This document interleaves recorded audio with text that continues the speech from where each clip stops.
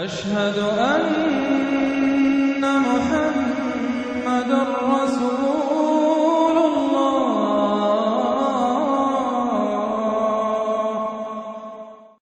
سورۃ النور۔ اب یہاں 14 وہ جو صورتیں تھیں جو میں نے عرض کیا جو مکیات ہیں مسلسل، ان میں سے ایک سورہ حج کے بارے میں اور ایک سورہ رعد کے بارے میں بھی بعض لوگوں کا خیال ہے کہ وہ مدنی ہیں، لیکن واقعہ یہ ہے کہ جن کو بھی مکی اور مدنی صورتوں کے مزاج سے واقفیت ہو گئی ہے، جو اس کو پہچانتے ہیں، وہ جانتے ہیں کہ یہ سارا سلسلہ جو ہے مکیات کا ہے اور ان میں کوئی مدنی صورت نہیں ہے۔ کہیں کہیں کسی مدنی آیت کا شامل ہو جانا یہ بالکل علیحدہ بات ہے، لیکن یہ کہ اب ان 14 صورتوں کے بعد اب یہ ہے واحد صورت مدنی ہے اور یہ سورۃ النور ہے۔ یہ سن 6 کے آس پاس نازل ہوئی ہے، سن 6 ہجری، اور اس میں ایک بہت اہم واقعہ جو آیا ہے وہ حضرت عائشہ صدیقہ رضی اللہ تعالی عنہا پر جو تہمت لگائی تھی منافقین نے، اور اس میں سب سے بڑا رول تو تھا رئیس المنافقین عبداللہ ابن ابی کا، لیکن یہ کہ اور دوسرے منافقین بھی اور ان کے ساتھ ہی کچھ سادہ لوح مسلمان بھی اس فتنے میں کہیں شریک ہو گئے تھے، متاثر ہو گئے تھے، اور یہ کافی یوں سمجھیے کہ خود حضور صلی اللہ علیہ وسلم کے لیے بھی اور حضرت عائشہ صدیقہ کے لیے تو بہت ہی زیادہ تکلیف کا اور کرب کا یہ دور رہا ہے۔ بسم اللہ الرحمن الرحیم۔ سورۃ انزلناها وفرضناها وانزلنا فیها آیات بینات لعلکم تذکرون۔ یہ ایک سورت ہے، یہ انداز کسی اور سورت کا نہیں ہے، اس انداز میں اس کا آغاز، اور سورۃ نکرہ کو اگر تفخیم کے لیے مانا جائے تو یہ ایک عظیم سورت ہے جو ہم نے نازل کی ہے اور ہم نے اس کو لازم کیا ہے تم پر، فرض کیا ہے تم پر۔ وانزلنا فیہا آیات بینات، اور اس میں ہم نے اتنی بڑی روشن آیات نازل کی ہیں لعلکم تذکرون، تاکہ تم یاد رکھو، تاکہ تم نصیحت اخذ کرو۔ اس سورہ مبارکہ کا جوڑا جو ہے وہ آپ کو 8 مکی صورتوں کے بعد پھر جا کر ملے گا، اور وہ ہے سورہ احزاب۔ ان دونوں میں بڑی گہری مناسبت ہے اور تقریباً حجم بھی برابر ہے، دونوں 9 رکوعوں پر مشتمل ہیں، اگرچہ اس کی آیات جو ہیں یہ چونکہ بعد میں نازل ہوئی ہے تو 9 رکوع 64 آیات میں ہے، وہاں 9 رکوع 73 آیات میں ہے، وہ پہلے نازل ہوئی، وہ سن 5 میں نازل ہوئی، یہ سن 6 میں نازل ہوئی، لیکن دونوں میں آیت نمبر 35 سورہ احزاب کی بھی سورہ نور کی بھی نہایت اہم ہے، ایمان کی حقیقت اور اسلام کی کیفیات کے بارے میں۔ الزانیۃ والزانی فاجلدوا من کل واحد منہما 100 جلدہ۔ زنا کرنے والی عورت ہو، خواہ زنا کرنے والا مرد ہو، ہر ایک کو ان میں سے 100 کوڑے مارے جائیں۔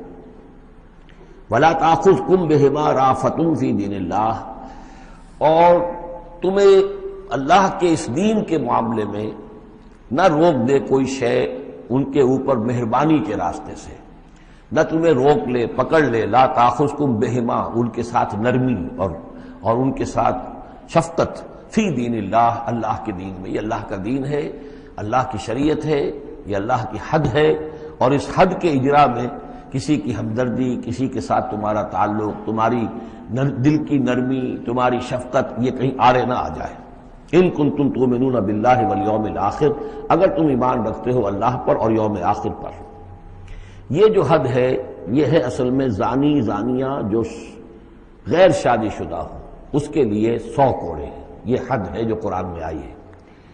زانی اور زانیہ اگر شادی شدہ ہے تو اس کی حد قرآن میں نہیں ہے، لیکن وہ سنت رسول صلی اللہ علیہ وسلم سے ثابت ہے، اور شریعت اسلامی کا چونکہ جو اس کی سورسز ہیں، اس کی ایک بنیاد ہے اللہ کی کتاب، اور دوسری بنیاد جو انڈیپینڈنٹلی قرآن مجید سے آزاد ہو کر ایک مستقل بنیاد ہے، مستقل سورس ہے، وہ سنت رسول ہے صلی اللہ علیہ وسلم۔ تو رجم کا جو حکم ہے وہ سنت سے ہے، اور جیسا کہ میں آپ کو بتا چکا ہوں اصل میں یہ اس قاعدہ کلیہ کے تحت ہے کہ سابقہ شریعت میں، شریعت موسوی میں بعض احکام وہ تھے کہ جن کی نفی نہیں آئی ہے، اور انہیں جو کہ نبی اکرم صلی اللہ علیہ وسلم نے اس امت کے اندر بھی جاری رکھا ہے۔ ان میں سے یہ 2 حکم جو ہے بہت اہم ہیں، ایک قتل مرتد کا حکم ہے، اور دوسرے زانی اور زانیہ جو شادی شدہ ہو اس کے سنسار کیے جانے کا حکم ہے۔ وَلْيَشْهَدْ عَذَابَهُمَا طَائِفَةٌ مِّنَ الْمُؤْمِنِينَ، اور چاہیے کہ جب انہیں یہ حد جاری کی جا رہی ہو، سزا دی جا رہی ہو، تو اس وقت موجود رہیں اور دیکھیں کچھ لوگ اہل ایمان میں سے، یعنی یہ پبلک میں ہو، اس لیے کہ اصل میں جو فلسفہ ہے اسلام میں جو سزاؤں کا اور تعزیرات کا اور حدود کا، وہ ڈیٹرنٹ کا ہے کہ ایسی سزا ہو کہ جس سے بہت سو کو عبرت ہو جائے۔ اگر آپ نے علیحدہ جا کر کہیں کمرے کے اندر کسی کو پھانسی دے دی تو ٹھیک ہے، لوگوں کو پتہ چلا کہ مر گیا، ویسے بھی مر جاتے ہیں لوگ، حادثے میں مر جاتے ہیں، فوت ہو جاتے ہیں، لیکن یہ ہے کہ اگر سر عام دار پر لٹکایا گیا ہو تو اب کتنے لوگوں کو، دیکھنے والوں کو عبرت ہوگی اور ہوش ٹھکانے آ جائیں گے۔ تو یہ فلسفہ ہے اسلام کا کہ تاکہ ایک آدمی کو سزا دی جا رہی ہو تو ہزاروں کو اس سے عبرت آئے۔ الزانی لا ينکح الا زانیۃ او مشرکۃ، کسی زانی شخص کے لیے روا نہیں ہے کہ وہ شادی کرے مگر کسی زانیہ عورت سے یا مشرکہ سے۔ یہ کسی قانون کے درجے میں بات نہیں ہے، بلکہ یہ ایک اخلاقی طور پر گویا کہ تعلیم دی جا رہی ہے کہ زانی لوگ تو اسی کے، یعنی ان کا حال تو ایسا ہے کہ انہیں تو مستحق اگر ہے تو شادی کے کسی زانیہ سے یا مشرکہ سے۔ وَالزَّانِيَةُ لَا يَنكِحُهَا، اور زانی عورت ہو تو وہ بھی اس لائق نہیں ہے کہ اس سے کوئی نکاح کرے مگر صرف بدکار مرد یا مشرک۔ وَحُرِّمَ ذَلِكَ عَلَى الْمُؤْمِنِينَ، اور یہ دونوں جو ہیں زانی مرد اور زانی عورتیں یہ تو حرام کر دی گئی ہیں مومنین کے حق میں، الا یہ کہ کوئی توبہ کرے، جو بھی ہے معاملہ وہ علیحدہ ہے اس سے۔ وَالَّذِينَ يَرْمُونَ الْمُحْصَنَاتِ ثُمَّ لَمْ يَأْتُوا بِأَرْبَعَةِ شُهَدَاءَ، اور جو لوگ جو خاندانی عورتیں ہوں، حفاظت میں ہوں کسی خاندان کی اور نکاح کے قید میں ہوں، چاہے نکاح کے قید میں ہوں تو ڈبل احسان ہو گیا کہ خاندانی بھی ہے اور دوسرے یہ کہ نکاح کی قید میں بھی ہے، نکاح کی حفاظت بھی انہیں حاصل ہے۔ نہیں تو یہ کہ اگر غیر شادی شدہ ہیں لیکن کسی شریف خاندان سے ہیں، آزاد خاندان سے ہیں، اگر ان کی عورتوں میں کوئی شخص جو ہے ان پر عیب لگائے، زنا کا الزام لگائے اور پھر وہ نہ لا سکے، ثم لم یاتوا باربعۃ شہداء، 4 شہید نہ لا سکے، فجلدوہم، تو پھر اب ان کو کوڑے مارو، 80 جلدہ، 80 کوڑے، 80 دبرے، ولا تقبلوا لهم شہادۃ ابدا، اور ان کی شہادت اب کبھی آئندہ قبول نہ کرو، واولئک هم الفاسقون، اور یقیناً یہی لوگ فاسق اور نافرمان ہیں۔ یعنی زنا کا الزام اگر لگایا جا رہا ہو تو پھر جو الزام لگانے والا ہے اسے 4 گواہ چشمدید پیش کرنے ہوں گے۔ اگر وہ 4 چشمدید گواہ پیش نہیں کر سکتا تو گویا کہ اب یہ قذف کہلائے گا کہ اس نے ایک الزام لگایا ہے جس کو ثابت نہیں کر سکا، لہذا اس جرم کی سزا 80 کوڑے، کتنے قریب چلا گیا ہے۔ اور اس میں حکمت یہ معلوم ہوتی ہے کہ اگر فرض کیجئے کسی معاشرے میں، مسلمان معاشرے میں کسی لوگوں سے غلطی ہو گئی ہے، اس غلطی کا چرچا نہیں ہونا چاہیے الا یہ کہ اس کے لیے ثبوت موجود ہو کہ اسے کیفر کردار تک پہنچایا جا سکے۔ اگر تو ثبوت اتنا ہے کہ سزا دی جا سکے تو ضرور، لیکن اگر نہ ہو تو خاموش رہو، ورنہ یہ کہ خامخواہ برائی کا چرچا ہو جائے گا جبکہ اس کا سد باب ممکن نہیں ہے، اس کی سزا دینی ممکن نہیں ہے، تو اس میں سکوت جو ہے وہ بہتر ہے۔ الا الذین تابوا، سوائے ان کے کہ جو توبہ کر لیں من بعد ذلک، اس کے بعد وہ اصلح و اصلاح کر لیں، یعنی یہ کہ کبھی کسی زمانے میں ان سے یہ غلطی ہو گئی تھی، انہوں نے کوئی تہمت لگائی تھی زنا کی اور 4 گواہ پیش نہیں کر سکے، طویل عرصے تک جو ہے ان کی گواہی پھر کسی بھی اسلامی عدالت میں قبول نہیں کی گئی، لیکن بعد میں ان کی روش ایسی رہی ہے، رویہ ایسا رہا ہے، انہوں نے اصلاح کر لی ہے، توبہ کر لی ہے، اب وہ قابل اعتماد ہیں، تو یہ جو معاملہ ہے اس پر سے ختم ہو جائے گا، ان کی گواہی بعد میں قبول کی جا سکے گی۔ فإن اللہ غفور الرحیم، تو اللہ غفور الرحیم ہے۔ والذین یرمون ازواجہم ولم یکن لہم شہداء الا انفسہم، اب ایک خاص معاملہ آ رہا ہے کہ کسی شوہر نے اپنی بیوی کو دیکھا ہو زنا کرتے ہوئے، وہ الزام لگائے کہ میں نے دیکھا ہے اپنی بیوی کو زنا کرتے ہوئے، درحال ہے کہ اس کے پاس 3 اور گواہ نہیں ہیں، لیکن چونکہ یہ معاملہ ہے شوہر اور بیوی کا، اگر کسی اور عورت کا ہوتا تو اس کے اوپر 80 درے لگتے اس کو کہ اس نے الزام لگایا ہے، چاہے وہ چشمدید ہے، چاہے اس نے دیکھا ہے، لیکن 3 گناہ اور نہیں لا سکا، 3 گواہ نہیں لا سکا ہے تو درے لگیں گے 80۔ لیکن معاملہ کیونکہ بیوی کا ہے، اس کے لیے خاص قانون ہے، اس کو لعان کہتے ہیں۔ وہ یہ ہے کہ والذین یرمون ازواجہم، جو الزام لگائیں زنا کا اپنی بیویوں پر، ثم ولم یکن لہم شہداء، اور ان کے پاس گواہ موجود نہ ہو، الا انفسہم، سوائے ان کی اپنی جانوں کے، انہوں نے خود دیکھا ہے، فشہادۃ احدہم 4 شہادات باللہ، تو یہ ایک شخص کی گواہی بھی 4 گواہیاں شمار کی جائیں گی جبکہ وہ قسم کھائے اللہ کی، انہ لمن الصادقین، کہ وہ سچا ہے، حلفیہ بیان کرے۔ والخامسۃ، اور 5ویں بات یہ کہ وہ یہ کہے کہ ان لعنت اللہ علیہ ان کان من الکاذبین، کہ اگر میں جھوٹا ہوں تو مجھ پر اللہ کی لعنت ہو۔ 4 مرتبہ قسم کھا کر گواہی دینا گویا کہ وہ 4 گواہوں کی گواہی کے قائم مقام ہو جائے گا۔ جبکہ پھر وہ یہ بھی کہے کہ اگر میں جھوٹا ہوں تو اللہ کی لعنت مجھ پر ہو، اللعنۃ اللہ علی الکاذبین ان کان من الکاذبین وَيَدْرَؤُ عَنْهَا الْعَذَابَ۔ اب عورت کیا کرے گی جس کے اوپر اس کی بیوی جو ہے اس پر جو الزام لگایا گیا ہے، اگر وہ اس پر سے عذاب ٹل جائے گی سزا اور یہ حد عورت سے، ان تشہد اربع شہادات باللہ، کہ وہ بھی قسم 4 مرتبہ کھائے اللہ کی، انہ لمن الکاذبین، کہ یہ میرا شوہر جو مجھ پر الزام لگا رہا ہے جھوٹا ہے، اور والخامسۃ، اور 5ویں بات وہ یہ کہے ان غضب اللہ علیہا ان کان من الصادقین، کہ اگر میرا یہ شوہر اس الزام میں سچا ہے تو مجھ پر اللہ کا غضب آئے۔ اس انداز میں پھر یہ کہ عورت کے اوپر پھر حد جاری نہیں ہوگی، اور اگر شوہر کے 4 قسمیں کھا کر الزام لگانے اور پھر یہ کہ اللہ تعالیٰ کی لعنت اپنے اوپر طلب کرنے اگر جھوٹا ہو، اس کے بعد اگر بیوی خاموش رہتی ہے، وہ جوابی طور پر قسم نہیں کھاتی 4، اور نہ یہ کہتی ہے کہ اگر یہ سچا ہو تو مجھ پر اللہ کا غضب ہو، تو پھر اس پر حد جاری ہو جائے گی۔ لیکن اگر وہ بھی قسم کھا لے 4 قسمیں، اور یہ کہ ساتھ ہی یہ بھی کہے کہ اگر یہ سچا ہو اور واقعی اس کا الزام درست ہو مجھ پر، تو مجھ پر اللہ کا غضب نازل ہو جائے، تو پھر یہ کہ عذاب ٹل جائے گا، دنیا کی سزا اسے نہیں ملے گی۔ وَلَوْلَا فَضْلُ اللَّهِ عَلَيْكُمْ وَرَحْمَتُهُ، اور اگر اللہ کا فضل اور اس کی رحمت تمہارے شامل حال نہ ہوتی، وَأَنَّ اللَّهَ تَوَّابٌ رَحِيمٌ، تو گویا کہ یہاں پہ محذوف ہے کہ اگر اللہ کا فضل اور اس کی رحمت شامل حال نہ ہوتی تو تم بہت غلط راستے پر پڑ جاتے، تم کوئی بہت بڑا قدم اٹھا دیتے۔ وہ جو بھی واقعہ اب آگے آ رہا ہے یہ اس کے لیے تمہید ہے۔ وَأَنَّ اللَّهَ تَوَّابٌ حَكِيمٌ، یقیناً اللہ تعالیٰ بہت توبہ کا قبول فرمانے والا اور حکمت والا ہے۔ إِنَّ الَّذِينَ جَاءُوا بِالْإِفْكِ عُصْبَةٌ مِّنكُمْ، جن لوگوں نے یہ طوفان اٹھایا ہے، جن لوگوں نے تہمت تراشی ہے حضرت عائشہ صدیقہ رضی اللہ تعالی عنہا پر، یہ تمہارے ہی ایک گروہ ہے، تم ہی میں سے ہیں۔ لا تحسبوه شرا لکم، اسے تم اپنے لیے برا نہ سمجھو، بل ہوا خیر لکم، بلکہ یہ بھی تمہارے لیے خیر ہے۔ اس کے ذریعے سے اللہ تعالیٰ تمہارے سامنے اب اس ضمن میں ہدایات دے گا، قوانین بتا دے گا، شریعت کے جو احکام ہیں وہ نازل ہو رہے ہیں، اس کے لیے گویا کہ یہ واقعہ جو ہے ایک تقریب بن گیا، ایک ذریعہ بن گیا۔ واقعہ اچھی طرح نوٹ کر لیجئے کہ غزوہ بنی مستلق میں حضور سن 6 کا ہے یہ واقعہ، ہجری کا تشریف لے گئے تھے۔ جب وہاں سے واپس آ رہے تھے تو جہاں رات کو ایک جگہ پر قیام تھا، اور حضرت عائشہ صدیقہ جو ہے ایک ہودج میں علیحدہ ہوتی تھی، جیسے جس کو کہ اٹھا کر جو لوگ آتے تھے حمال وہ اٹھا کر اسے اونٹ پر رکھ دیتے تھے، اور جہاں پر پڑا ہوا وہ ہودج اونٹ پر سے اتار کر نیچے رکھ دیا۔ تو رات کو کہیں قضائے حاجت کے لیے نکلی، پیشاب وغیرہ کی حاجت ہوئی، وہ کہیں گئی، وہاں کچھ دیر لگ گئی، اور دیکھا واپس آ کر تو کہیں ہار اپنا گر گیا تھا، اس ہار کو دیکھنے کے لیے واپس گئیں۔ اتنی دیر میں وہ حمال آئے، اور حضرت عائشہ بہت دبلی پتلی تھیں، انہیں اندازہ نہیں ہوا کہ اس ہودج میں اس وقت ام المومنین موجود نہیں ہے۔ انہوں نے اٹھایا اور وہ کوچ کا وقت ہو گیا تھا، اونٹ کے اوپر رکھا اور قافلہ چل گیا۔ اب یہ آئیں واپس تو اب دیکھا کہ وہ تو قافلہ جا چکا، ہکا بکا کیا کریں، تنہا ہے، رات کا وقت ہے۔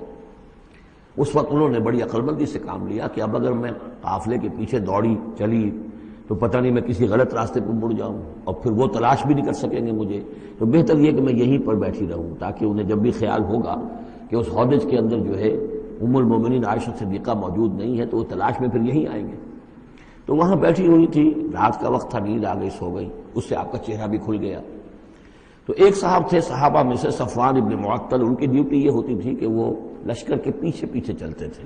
لشکر چل رہا ہے تو ذرا فاصلے سے کہ کہیں کوئی گری پڑی چیز رہ گئی ہو، کہیں کوئی بیمار ہو وہ چل نہ پایا ہو لشکر کے ساتھ اور رہ گیا ہو پیچھے، تو پیچھے وہ دیکھ بھال کرتے ہوئے آتے تھے۔ انہیں دور سے نظر آیا کہ یہاں کوئی شے پڑی ہوئی ہے، گٹھڑی سی پڑی ہے کوئی، تو جا کر دیکھا، حضرت عائشہ کو پہچان لیا، اور وہ کہتے ہیں کہ میں نے اس لیے پہچان لیا کہ حجاب کی آیت کے نازل ہونے سے پہلے میں نے انہیں دیکھا تھا۔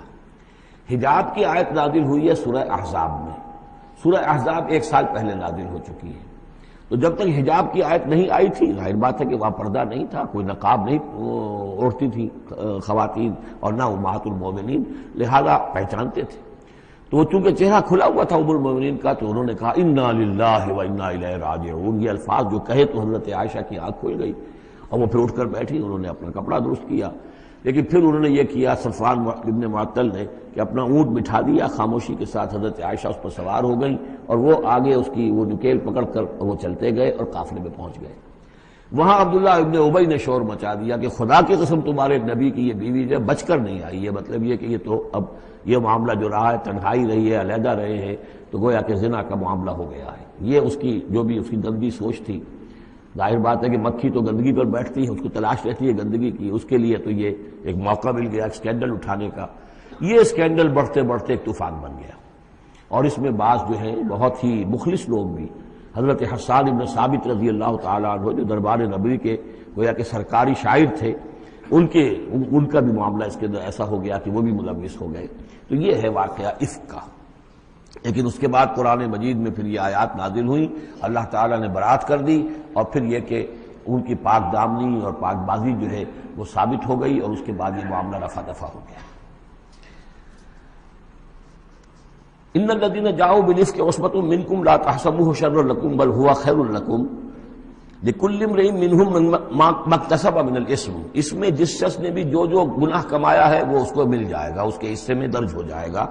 والذی تولى کبرہ، اور جس نے اس کا سب سے بڑا حصہ وصول کیا، یہ ہے عبداللہ ابن ابی، جس نے اسکینڈل اٹھایا اور اسے بڑی قوت کے ساتھ شدت کے ساتھ پھیلایا. والذی تولى کبرہ منهم له عذاب عظیم، اس کے لیے تو پھر بہت بڑا عذاب ہے. لولا اذ سمعتموہ، مسلمانوں تمہیں کیا ہو گیا، کیوں نہ ایسا ہوا کہ جب تم نے یہ سنا تھا ظن المؤمنون والمؤمنات بانفسہم خیرا، تو مومن مرد اور مومن عورتیں اپنے بارے میں اچھا گمان کرتی. یعنی یہ کہ حضرت عائشہ کے بارے میں ان کے بارے یہ گمان ہونا چاہیے تھا، انہیں فوراً کہہ دینا چاہیے تھا. وقالوا ھذا افک مبین، اور وہ کہتے فوراً کہ یہ تو کوئی بہت بڑی تہمت ہے. لولا جاؤ علیہ باربعۃ شہداء، کیوں نہیں وہ لے کر آئے 4 گواہ، اگر تو ان کے پاس گواہ تھے یہ بات کہنے کے لیے تب تو زبان کھولنی چاہیے تھی. اگر 4 گواہ نہیں تھے تو انہیں زبان بند رکھنی چاہیے تھی.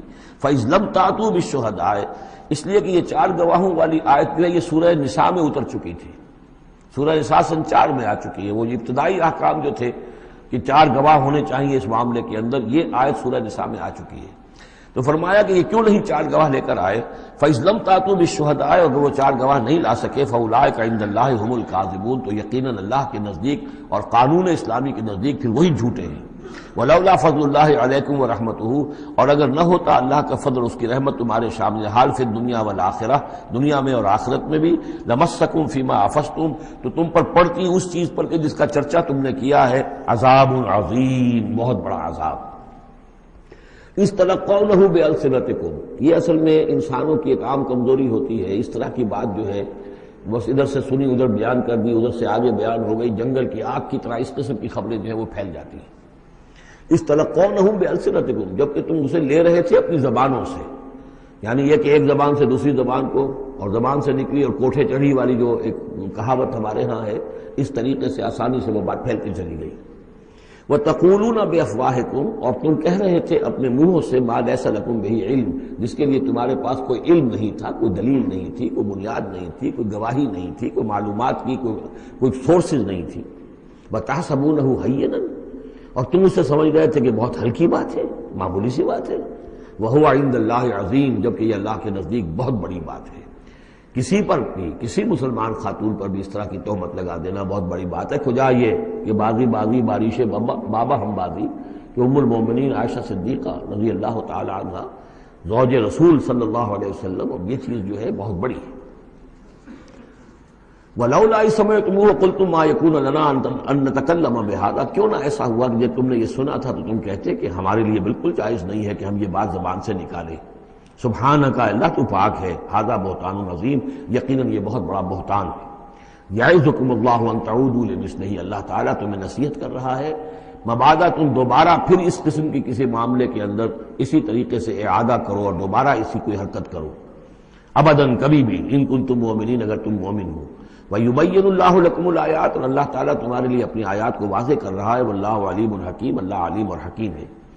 ان الذین یحبون ان تشیع الفاحشۃ فی الذین آمنوا لہم عذاب علیم، بے شک وہ لوگ جو یہ چاہتے ہیں کہ اہل ایمان میں بے حیائی کا چرچا ہو جائے تو ان لوگوں کے لیے بہت دردناک عذاب ہے.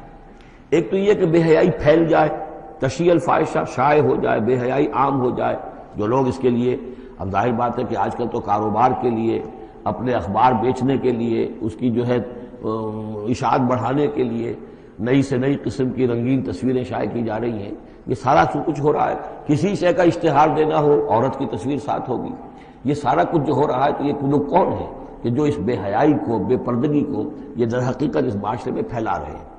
تو وہ لوگ کہ جو چاہتے ہیں کہ معاشرے کے اندر بے حیائی پھیلے، اور ایک اس کا مفہوم یہ بھی ہے کہ اگر کہیں ایسی کوئی غلط حرکت ہوئی ہے اور اس کا چرچا ہو گیا، یہ آج ہمارے اخبارات کے اندر بہت بڑے پیمانے پر ہو رہا ہے، یہ اسکینڈلز شائع کر دیتے ہیں۔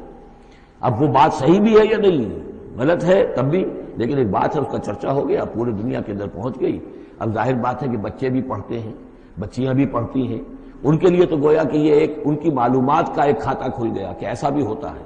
جس طریقے سے آج کل ہو رہا ہے معاملہ، اس کو جس طریقے سے اخبارات میں شائع کیا جا رہا ہے، تو اس کی اس اشاعت کے اندر خرابی کا پہلو زیادہ ہے، مضر پہلو زیادہ ہے۔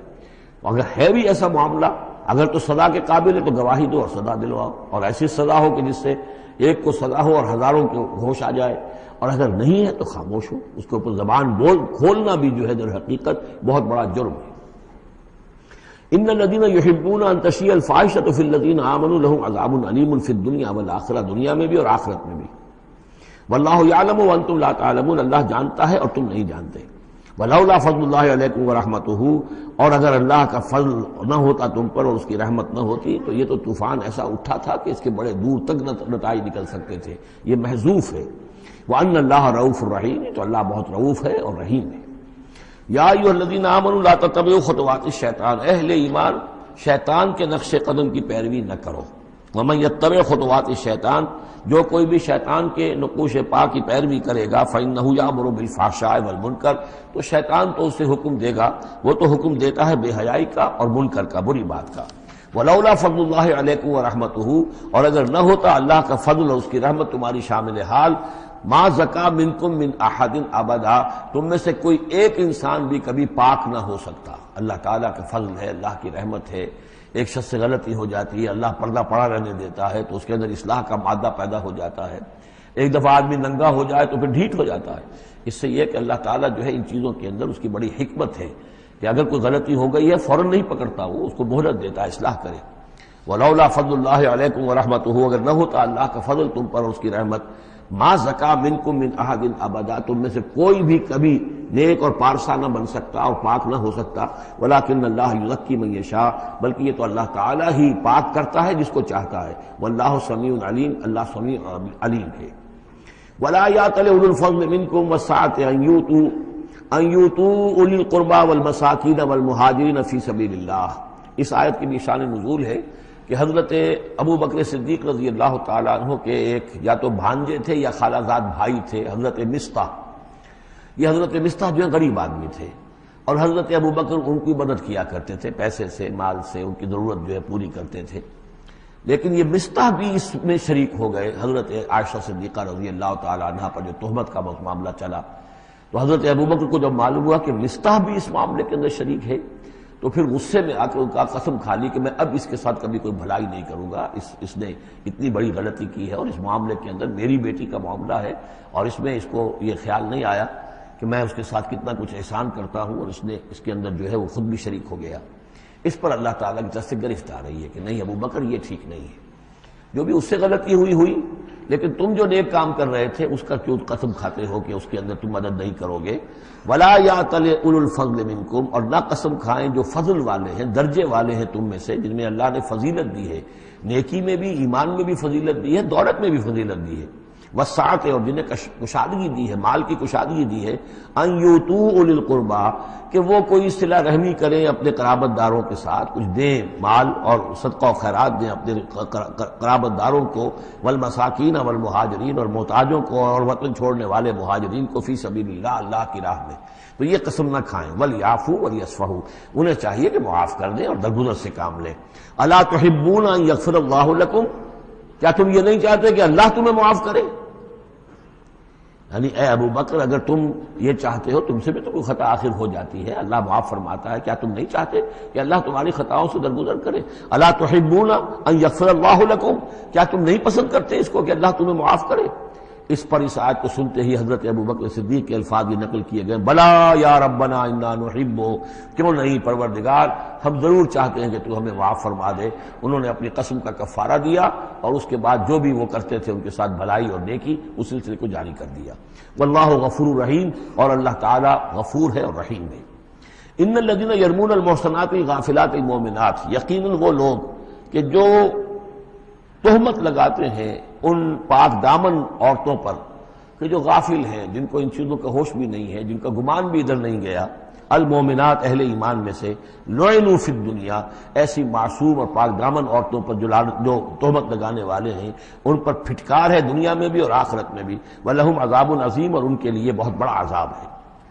یوم تشہد علیہم السنتہم و ایدیہم، جس دن کے ان کے خلاف گواہی دیں گے، تشہد علیہم، علی کو نوٹ کر لیجئے، جس دن کے ان کے خلاف گواہی دیں گے، السنتہم ان کی اپنی زبانیں گواہی دیں گی، و ایدیہم ان کے اپنے ہاتھ گواہی دیں گے، و ارجلہم ان کے پاؤں گواہی دیں گے، بما کانوا یعملون، اب جو کچھ عمل وہ کر رہے تھے۔ یہ ہاتھ ہمارے پاس اللہ کی امانت ہے، میں اس سے غلط کام کر رہا ہوں تو یہ انڈر پروٹیسٹ میرا حکم تو مان رہا ہے، اس لیے کہ اللہ تعالیٰ نے مجھے میرے حوالے سے کیا ہوا ہے، لیکن اس کے اندر پروٹیسٹ ہے، قیامت کے دن یہی میرے خلاف مقدمہ کرے گا، پروردگار تو نے مجھے اس کے حوالے کیا تھا اور یہ مجھ سے میرے ذریعے سے غلط کام کرتا رہا۔ یہ پاؤں جو ہیں ہمارے خلاف گواہی دیں گے کہ پروردگار ہم اس کے تابع تھے، اس کے حکم کے مطابق چل رہے تھے، یہ بدبخت ہمیں چوری کرنے کے لیے جاتا تھا تو اس کے لیے استعمال کرتا تھا، یا کوئی اور برا کام کرنے کے لیے ہمارے پیروں ہمیں استعمال کرتا تھا۔ یومئذ یوفیہم اللہ دینہم الحق، اس دن اللہ تعالیٰ ان کا پورا بدلہ ان کو دے دے گا۔ یہ دین کے لفظ کو یہاں نوٹ کیجئے، دین بدلے کو کہتے ہیں، دین مالک یوم الدین، جزا و سزا کے دن کا مالک، بدلے کا دن۔ وَيَعْلَمُونَ أَنَّ اللَّهَ هُوَ الْحَقُّ الْمُبِينُ، اور وہ جان لیں گے کہ اللہ تعالیٰ ہی ہے الحق، سچا اور ہر بات کو کھول کر بیان کر دینے والا۔ الخبیثات للخبیثین والخبیثون للخبیثات، ناپاک عورتیں ناپاک مردوں کے لیے ہیں اور ناپاک مرد ناپاک عورتوں کے لیے ہیں، اور طیبات والطیبات للطیبین والطیبون للطیبات، اور ستھرے اور پاک باز جو خواتین ہیں وہ پاک باز مردوں کے لیے ہیں، اور پاک باز جو مرد ہیں وہ پاک دامن خواتین کے لیے ہیں۔ اولئک مبرؤون مما یقولون، یہ لوگ بری ہیں ان چیزوں سے کہ جو لوگ کہتے ہیں۔ لہم مغفرۃ ورزق کریم، ان کے لیے مغفرت ہے اور رزق کریم ہے۔ یہ دونوں آیات جو ہیں در حقیقت اخلاقی تعلیم کی نوعیت کی ہیں کہ اتنی اخلاق کی حس معاشرے کے اندر رہے کہ جس کے ساتھ کوئی بدنامی کا معاملہ ہو جائے پھر وہ خود محسوس کرے کہ میں آئسولیٹ ہو کر رہ گیا ہوں یا رہ گئی ہوں اس معاشرے کے اندر، یہ معاشرے کے اندر یہ عام روش پیدا ہو جائے۔ جیسے کہ پہلے آیا تھا وہ اس کے اندر بھی یہی بات تھی کہ زانی نکاح نہ کرے مگر کسی زانیہ سے یا کسی مشرکہ سے، وہ اس لائق نہیں ہے کہ اس کے نکاح میں کوئی مسلمان خاتون آئے پاک دامن اور عفت والی۔ اس طرح زانیہ جو ہے اس سے کوئی نکاح نہ کرے سوائے مشرک کے، یہ قانونی چیزیں نہیں ہیں، جیسا کہ میں نے عرض کیا یہ اخلاقی، تاکہ ایک نفرت پیدا ہو زنا سے، بدکاری سے۔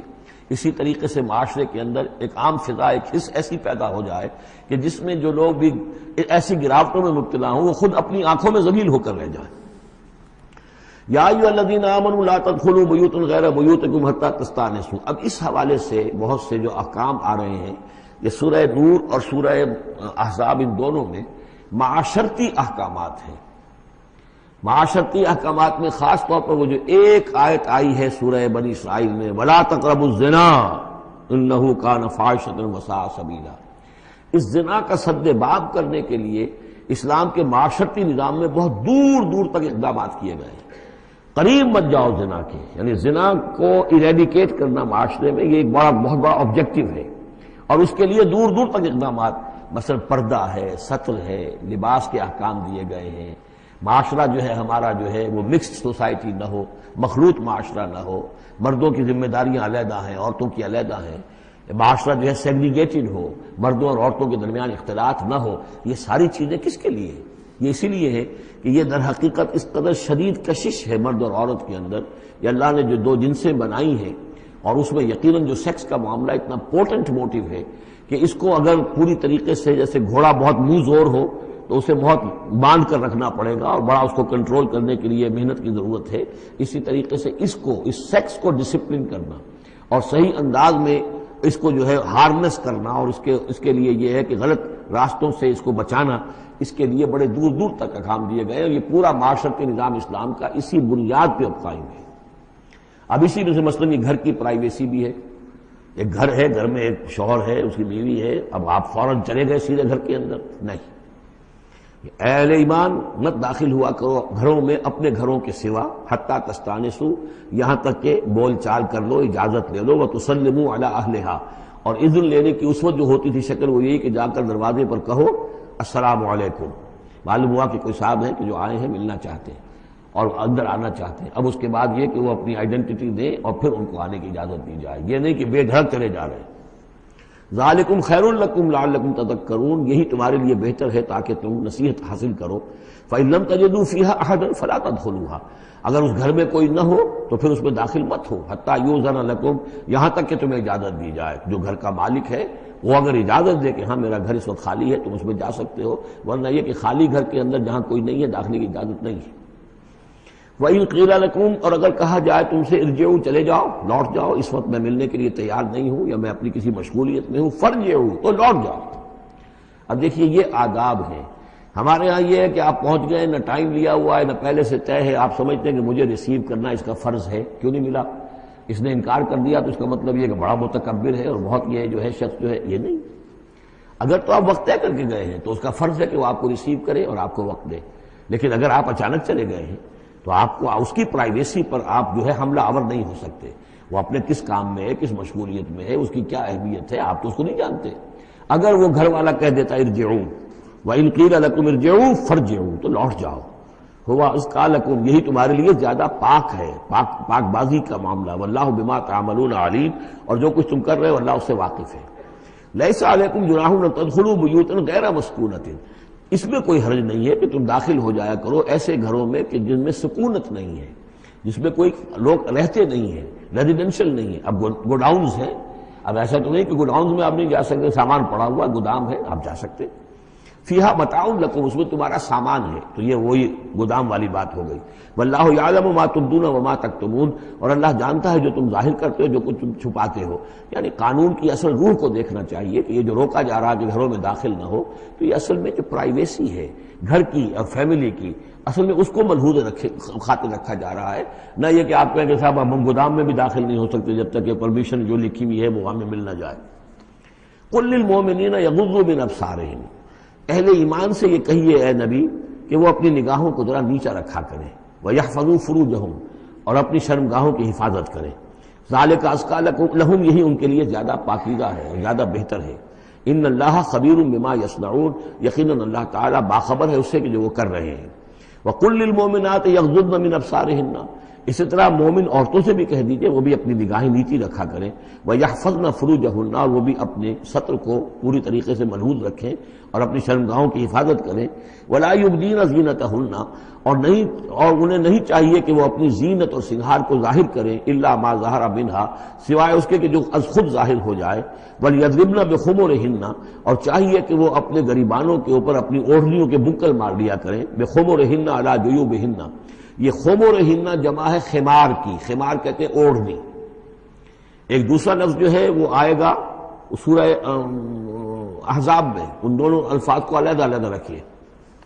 تو یہ ہے کہ اپنے گریبانوں کے اوپر، گویا کہ یہ بھی پرانا ہمیشہ سے لباس، عورت کے لباس میں اوڑھنی بھی تھی اور عورت کے لباس میں چادر بھی تھی۔ چادر وہ لے کر نکلتی تھی جب گھر سے باہر جاتی تھی، اور اوڑھنی وہ رکھتی تھی جبکہ گھر کے اندر ہوتی تھی۔ یہی جو ہماری تہذیب کے اندر ہے، یہ عرب کی تہذیب میں پہلے بھی تھا۔ چہرے کا پردہ نہیں تھا عرب میں، چادر وہ لے کے جاتی تھی تو چادر اپنے اوپر ڈالتی تھی، اور مرد بھی چادر کے بغیر نہیں ہوتے تھے، نہ کوئی مرد بغیر چادر کے نہ عورت، بلکہ چادر ہی سے ایک شخص کا رتبہ معین ہوتا تھا۔ کسی کی چادر بڑی شاندار ہے، دوشالہ اوڑھا ہوا ہے، بہت قیمتی ہے، تو وہ بڑا آدمی ہے، وہ سردار ہے۔ کسی کے بیچارے کی جو ہے معمولی سی چادر ہے۔ اور اسی لیے اس حدیث میں آتا ہے کہ جو شخص تکبر کرتا ہے، الکبر ردائی، تکبر جو ہے وہ تو میری چادر ہے۔ اور یہ عرب میں یہ بڑا کسی شخص کی توہین کرنی ہوتی تھی، اس کی چادر گھسیٹتے تھے، گویا کہ اس کی عزت جو ہے اس کو کھینچ لیا ہے۔ تو اللہ فرماتا ہے کہ جو تکبر کرتا ہے وہ گویا میری چادر گھسیٹ رہا ہے میرے کندھے سے، اس درجے جو ہے اللہ تعالیٰ جو ہے اس میں اپنی توہین محسوس کرتا ہے۔ تو وہ اپنی ان اوڑھنیوں کے بکل مار لیا کریں اپنے گریبانوں پر، یعنی یہ کہ یہ انسان کے لیے، عورت کے لیے، یہ اس کی زینت کا ایک بہت بڑا حصہ ہے، اس کی جو بھی چھاتی ہے اس کے لیے ایک اضافی کرتا اس نے پہنا ہوا ہے، لیکن کرتے کے اوپر مزید جو ہے یہ ایک بکل اس کی اوڑھنی کا ہو۔ وَلَا يُبْدِينَ زِينَتَهُنَّ، اس کے سینے کے اوپر یہ اضافی ہو جائے گا، وَلَا يُبْدِينَ زِينَتَهُنَّ، اور نہ وہ ظاہر کریں اپنی زینت کو، اب یہ ہے جو محرموں کی فہرست آ رہی ہے جس کے سامنے عورت کھلے چہرے کے ساتھ آ سکتی ہے بلا حجاب. اور یہ اتنی طویل فہرست جو دی گئی ہے، آخر سوچنا چاہیے کہ اللہ تعالیٰ نے یوں ہی ایکسرسائز ان فیوٹیلٹی تو نہیں کی ہے. کیا فرق ہے اگر ایک عورت کے چہرے کا پردہ نہیں ہے، وہ باہر نکلتی ہے چادر لے کر، اور یہ کہ اس میں کسی اور کے ساتھ اس کا پردہ چہرے کا نہیں ہے، تو پھر یہ پوری فہرست دینے کی ضرورت کیا ہے؟ میرے نزدیک چہرے کا پردہ اسلام کے اندر لازم ہے، اور اس چہرے کے پردے سے مستثنا ہیں یہ لوگ. کون لوگ مستثنا ہیں؟ الا لبعولتہن، ان کے شوہر نمبر 1، او آبائہن، یا ان کے باپ، اور باپ سے مراد باپ، دادا، چچا، یہ سب چلیں گے. او آبائے بعولتہن، یا ان کے شوہروں کے باپ، او ابنائہن، یا ان کے اپنے بیٹے، او ابنائے بعولتہن، یا ان کے شوہروں کے بیٹے، یعنی ان کے شوہروں کی کسی اور بیوی سے اولاد ہے، بیٹے ہیں، تو وہ بھی محرم ہے، وہ نامحرم نہیں ہے. اور اخوانہن، یا ان کے اپنے بھائی، اور بنی اخوانہن، یا ان کے بھائیوں کے بیٹے، اور بنی اخواتہن، یعنی یہ بھتیجے ہو گئے، اور بنی اخواتہن، یا ان کے بھانجے، اور نسائہن، یا ان کی عورتیں، اپنی عورتیں، جان پہچان کی عورتیں، عام عورتیں نہیں ہیں، نسائہن، او ما ملکت ایمانہن، یا یہ کہ جو ان کے غلام اور ان کی لونڈیاں ہیں. اکثر و بیشتر اہل سنت کے نزدیک یہاں مرد غلام مراد نہیں ہے بلکہ لونڈیاں مراد ہیں. اب تابعین غیر اولی الاربۃ، یا ایسے تابع لوگ جو کہ صرف خدمت گار ہیں. بعض اوقات ہوتا ہے خاندانی طور پر جو ہے وہ خدمت گار کرنے والے ہیں، باپ بھی کہیں ملازم تھا اسی گھر میں، اب اس کی اولاد بھی وہیں پر ہے، وہ بھی کام کر رہی ہے، بچپن سے وہیں پلے ہیں. ایسے لوگ ہوتے ہیں کہ جن کو واقعتاً پھر اس گھر کی خواتین سے اس طرح کا خیال کبھی نہیں آ سکتا کہ ان کے بارے میں وہ کوئی بری بات سوچیں. ابھی تابعین غیر اولی الاربۃ، یا وہ تابع کہ جو کہ کوئی غرض نہیں رکھتے اس قسم کے معاملات سے، من الرجال، مردوں میں سے. ابھی الطفل الذین لم یظہروا علی عورات النساء، یا وہ لڑکے کہ جو ابھی عورتوں کے جو مخفی معاملات ہیں ان سے واقف ہی نہیں، ابھی وہ جنسی جو بھی باتیں ہیں ان سے واقف نہیں ہیں. ولا یضربن، یہ اب یہ فہرست مکمل ہو گئی. یہ ہیں محرم لوگ جن کے سامنے عورت بغیر چہرے کے پردے کے آ سکتی ہے. باقی یہ کہ زینت جو خود بخود ظاہر ہو جائے. اب ظاہر ہے کہ آپ نے چادر بھی لی ہوئی ہے، کسی خاتون نے برقع بھی اوڑھا ہوا ہے، لیکن اب کسی کا قد ہے، ماشاءاللہ وہ قد ایسا ہے، سر قد ہے کوئی خاتون، تو وہ کہاں چھپائے گی اس قد کو؟ وہ تو ظاہر ہو جائے گا. جسم متناسب ہے، اب وہ جسم تو ظاہر ہو جائے گا. اس اعتبار سے ما ظہر منہا کو لوگوں نے لے لیا چہرے کے لیے، یہ بالکل غلط ہے. چہرے کا تو پردہ میرے نزدیک لازم ہے، اور یہ کہ باقی یہ کہ ان کے سامنے چہرے کے سمیت عورت آ سکتی ہے. باقی عورت جو ہے اپنے بیٹے کے سامنے بھی سوائے 3 اعضاء کے اور نہیں کھول سکتی. اپنے بھائی کے سامنے بھی نہیں کھول سکتی. چہرہ، یہ ہاتھ پونچھوں سے نیچے، اور پیر ٹخنوں سے نیچے، یہ جو 3 اعضاء ہیں یہ وہ ہیں کہ جس کو عورت نے یہ کھلے رکھ سکتی ہے، اپنے وہ بیٹے کے سامنے بھی، بھائی کے سامنے بھی، اور جو بھی رشتے گرائے گئے ہیں. لیکن یہ کہ اس سے آگے پھر جو ہے معاملہ وہ پھر شوہر کا ہے. اس سے آگے یعنی لباس کا معاملہ جو ہے جس سے کہ عورت جو ہے وہ آزاد ہوگی، وہ صرف شوہر کے لیے. وَلَا يَضْرِبْنَ بِأَرْجُلِهِنَّ لِيُعْلَمَ مَا يُخْفِينَ مِنْ زِينَتِهِنَّ، اور نہ یہ ایسا ہو کہ وہ اپنے پاؤں مار کر چلیں، کوئی زیور جو ہے پاؤں میں پہنا ہوا اس کی جھنکار ہو تاکہ لوگوں جو ہے ادھر متوجہ ہو جائیں. لِيُعْلَمَ مَا يُخْفِينَ مِنْ زِينَتِهِنَّ، تاکہ لوگوں کے علم میں آ جائے کہ کیا انہوں نے چیز چھپائی ہوئی ہے اپنی زینت میں سے، کیا زیورات پہنے ہوئے ہیں. وَتُوبُوا إِلَى اللَّهِ جَمِيعًا أَيُّهَا الْمُؤْمِنُونَ، اور اے اہل ایمان سب کے سب مل کر اللہ کی جناب میں توبہ کرو، لَعَلَّكُمْ تُفْلِحُونَ، تاکہ تم فلاح پاؤ. وَأَنكِحُوا الْأَيَامَ مِنكُمْ، اور دیکھو اپنی بیواؤں کی شادیاں کر دیا کرو. وَالصَّالِحِينَ مِنْ عِبَادِكُمْ، یہ بھی اب ایک بہت اہم ہے بات. ہندوانہ ہمارا معاشرہ جو ہے وہ بیوہ کی شادی جو ہے وہ تو جائز بھی نہیں سمجھتا، یا بہت ہی یوں سمجھیے کہ اس کے نزدیک بہت ہی ناپسندیدہ بات ہے، اور ہمارے ہاں بھی یہ ہو گیا ہے. حالانکہ یہاں حکم ہے انکحوا الایام منکم، بیواؤں کی شادیاں کر دیا کرو. والصالحین من عبادکم و امائکم، اور تمہاری جو بانیاں ہوں، غلام ہوں، ان میں سے بھی جو سمجھدار ہوں، جن کے کردار کے بارے میں تمہیں اعتماد ہو، ان کی بھی شادیاں کر دیا کرو. ایک کی کنیز ہے، ایک کا غلام ہے، ان کی شادی ہو جائے. اب ظاہر بات ہے وہ کنیز جو ہے اپنے آقا کے، اب اس کے ساتھ وہ تمتع نہیں کر سکے گا، اس لیے کہ اس نے اجازت دے دی ہے کہ اس کی کنیز کی شادی ہو گئی ہے کسی غلام کے ساتھ.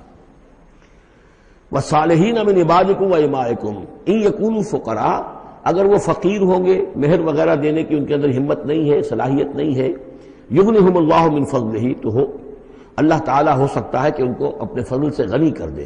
واللہ واسع علیم، اللہ واسع بہت سمائی رکھنے والا، کشائش والا، کشادگی والا اور جاننے والا ہے۔ یعنی یہ بھی ہے کہ کسی وقت انسان سوچے کہ اگر میں شادی کروں گا تو وہ بھی اپنی قسمت ساتھ لے کر آئے گی، کیا پتہ کہ میرے اس وقت حالات جو ہیں اگر کچھ خراب بھی ہیں تو اللہ تعالیٰ اس کی قسمت سے، اس کے حوالے سے وہ اللہ تعالیٰ میرے لیے رزق کا دروازہ کھول دے۔ وَلْيَسْتَعْفِفِ الَّذِينَ لَا يَجِدُونَ نِكَاحًا، اور جو لوگ نکاح کی قدرت بالکل نہ رکھتے ہوں، شادی کر ہی نہ سکتے ہوں، کچھ بھی نہ ہو ان کے پاس، نہ کوئی گھر ہو جس میں کہ اپنی بیوی کو رکھ سکیں، نہ کوئی نان نفقے کا سامان ہو، نہ کوئی مہر دے سکیں، وَلْيَسْتَعْفِفْ، تو انہیں چاہیے کہ وہ اپنی عفت کی حفاظت کریں، پوری طریقے سے اپنے اس جو جنسی جذبے کو کنٹرول کریں۔ الذین لا یجدون نکاحا حتی یغنیہم اللہ من فضلہ، یہاں تک کہ اللہ تعالیٰ انہیں اپنے فضل سے غنی کر دے۔ والذین یبتغون الکتاب مما ملکت ایمانکم فکاتبوہم، اور تمہارے غلاموں میں سے جو تمہارے ساتھ چاہیں مکاتبت کرنا۔ یہ مکاتبت کا قاعدہ یہ تھا کہ غلام یہ طے کرتا تھا کہ جناب میں آپ کو اتنے لاکھ درہم دے دوں گا، اتنی مدت کے اندر اندر آپ مجھے آزاد کر دیجئے، تو یہ معاہدہ ہو گیا، اب وہ آزاد ہو گیا، لیکن آزادی اسی میں ہے کہ اسے وہ رقم اتنی عرصے کے اندر ادا کرنی ہے، وہ کمائے گا، محنت کرے گا، کوشش کرے گا اور وہ رقم ادا کر دے گا، یہ مکاتبت تھی۔ تو جو بھی تمہارے غلاموں میں سے مکاتبت چاہیں، مما ملکت ایمانکم فکاتبوہم، تو یہ مکاتبت کر لیا کرو۔ قرآن مجید نے وہ تمام راستے کھولے ہیں کہ جن سے غلاموں کی آزادی کا جو ہے آسانی کے ساتھ تدریجاً سہج انداز کے اندر ان کی غلامی کا جو ہے سلسلہ ختم ہو کر آزادی کی طرف راستہ کھل جائے۔ فَقَاتِبُوهُمْ إِنْ عَلِمْتُمْ فِيهِمْ خَيْرًا، اگر تم دیکھ رہے ہو ان کے اندر کہ خیر ہے، بھلائی ہے، واقعتاً یہ شخص اعتماد کیا جا سکتا ہے، یہ بھاگ نہیں جائے گا اور یہ جو بھی کرنا چاہ رہا ہے معاہدہ اس کو پورا کرنے کی اس کی نیت ہے۔ وَآتُوهُمْ مِن مَالِ اللَّهِ الَّذِي آتَاكُمْ، پھر ایسے لوگوں کو جنہوں نے مکاتبت کی ہو تم بھی مال دیا کرو، جو اللہ کا مال تمہارے پاس اللہ نے تمہیں دیا ہے، یعنی لوگ مدد بھی کریں اس کی تاکہ وہ اپنی اس رقم کو جلد از جلد ادا کر کے اور وہ پھر آزاد ہو جائے۔ وَلَا تُكْرِهُوا فَتَيَاتِكُمْ عَلَى الْبِغَاءِ، اور دیکھو اپنی باندیوں کو، چھوکریوں کو، یہ جو وہاں پہ باندیاں کنیزیں ہوتی تھی انہیں بدکاری پر مجبور نہ کرو۔ ان اردنا تحسنا، اگر وہ چاہیں کہ وہ پاک دامن رہیں، وہ کسی قلعے میں رہیں، اور ان سے چونکہ یہ بھی رواج وہاں تھا، ان باندیوں سے پھر وہ پیشہ کراتے تھے۔ اب یہ اصل میں اصلاح ہو رہی ہے اس معاشرے کی، اور اس کے اندر ان چیزوں کو رفتہ رفتہ روکا جا رہا ہے۔ جیسے سورہ نساء میں آیا تھا، ایسا بھی ہوتا تھا کہ باپ کی بیویاں جو ہیں، اپنی جو سوتیلی مائیں ہیں، انہیں اپنے گھر میں ڈال دیا، لیکن یہ ساری چیزیں رفتہ رفتہ ایک ایک کر کے پھر ان کی بندش ہوئی ہے، تو وہ اپنی لونڈیوں سے پیشہ کراتے تھے اور کمائی خود کھاتے تھے۔ تو فرمایا یہ بہت غلط ہے، لِتَبْتَغُوا عَرَضَ الْحَيَاةِ الدُّنْيَا، تاکہ تم حاصل کرو دنیا کی زندگی کا سامان۔ وَمَن يُكْرِهُنَّ فَإِنَّ اللَّهَ مِن بَعْدِ إِكْرَاهِهِنَّ غَفُورٌ رَحِيمٌ، اور اگر کوئی ان کو مجبور کرے گا اس کام کے لیے تو اللہ تعالیٰ ان کی اس مجبوری کی بنا پر ان کے حق میں غفور اور رحیم ہوگا۔ تم پر وبال آئے گا، جو کام یہ غلط کروائے گا وبال اس پر آئے گا۔ اگر وہ خود جو ہے مجبوراً کر رہی ہے اور وہ اس کے لیے ذہناً تیار نہیں ہے تو بہرحال اللہ اس کے حق میں غفور اور رحیم ہوگا۔ وَلَقَدْ أَنزَلْنَا إِلَيْكُمْ آيَاتٍ مُبَيِّنَاتٍ، اور دیکھو ہم نے نازل کر دی ہیں تمہاری جانب یہ روشن آیات، وَمَثَلًا مِّنَ الَّذِينَ خَلَوْا مِن قَبْلِكُمْ، اور وہ ساری باتیں بھی ہم نے بتا دی ہیں کہ جو ان لوگوں میں تھیں جو تم سے پہلے تھے۔ یہ ساری گندگیاں، معاشرتی خرابیاں جو ہیں یہ پہلوں کے اندر بھی تھیں، ہم نے ان سب کی نشاندہی کر دی ہے۔ وَمَوْعِظَةً لِّلْمُتَّقِينَ، اور اہل تقویٰ کے لیے ہم نے نصیحت یہ نازل فرما دی ہے۔ قَدْ جَاءَتْكُم مَوْعِظَةٌ مِّن رَّبِّكُمْ وَشِفَاءٌ لِّمَا فِي الصُّدُورِ۔ اب یہ 5واں رکوع آ رہا ہے، اور یہ ہمارے اس منتخب نصاب کا جو دوسرا حصہ ہے، ایمان کی بحث، اس کے ضمن میں یہ بہت اہم درس ہے۔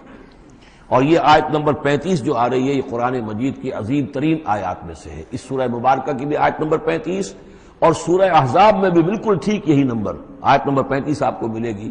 یہ ایمان پر اور وہ اسلام کی کیفیات پر قرآن مجید کی عظیم ترین آیات ہے۔ اللہ نور السماوات والارض، اللہ آسمانوں اور زمین کا نور ہے۔ مثل نور ہی، اس پر ایمان کی مثال، اس کے نور ایمان کی مثال ایسی ہے کہ مشکاتن، جیسے ایک طاق ہے، فیہا مصباح، اس میں ایک چراغ روشن ہے۔ المصباح فی زجاجہ، وہ چراغ جو ہے چمنی کے اندر ہے، شیشہ ہے اس کے اوپر، جیسے لالٹینیں ہوتی تھی پچھلے زمانے میں، گلوب کے ساتھ جو ہے وہ لیمپ ہوتے تھے۔ الزجاجۃ کأنہا کوکب دری، اور وہ شیشہ چمک رہا ہے جیسے کہ ایک چمکدار ستارہ ہو. یوقد من شجرۃ، اور اس مصباح میں، اس دیے میں، اس چراغ میں جلایا جا رہا ہے تیل. کس کا؟ ایک شجرہ مبارکہ زیتونہ کا، ایک ایسا مبارک درخت زیتون کا، لا شرقیۃ ولا غربیہ، جو نہ شرقی ہے نہ غربی ہے. یعنی یہ کہ درخت ہے، جھنڈ ہے ایک. اب اگر تو اس جھنڈ کے مشرق میں کوئی درخت ہے تو صبح کی دھوپ تو انہیں ملے گی، شام کی نہیں ہوگی. مغرب میں ہے تو شام کی دھوپ مل جائے گی، صبح کی نہیں ملے گی.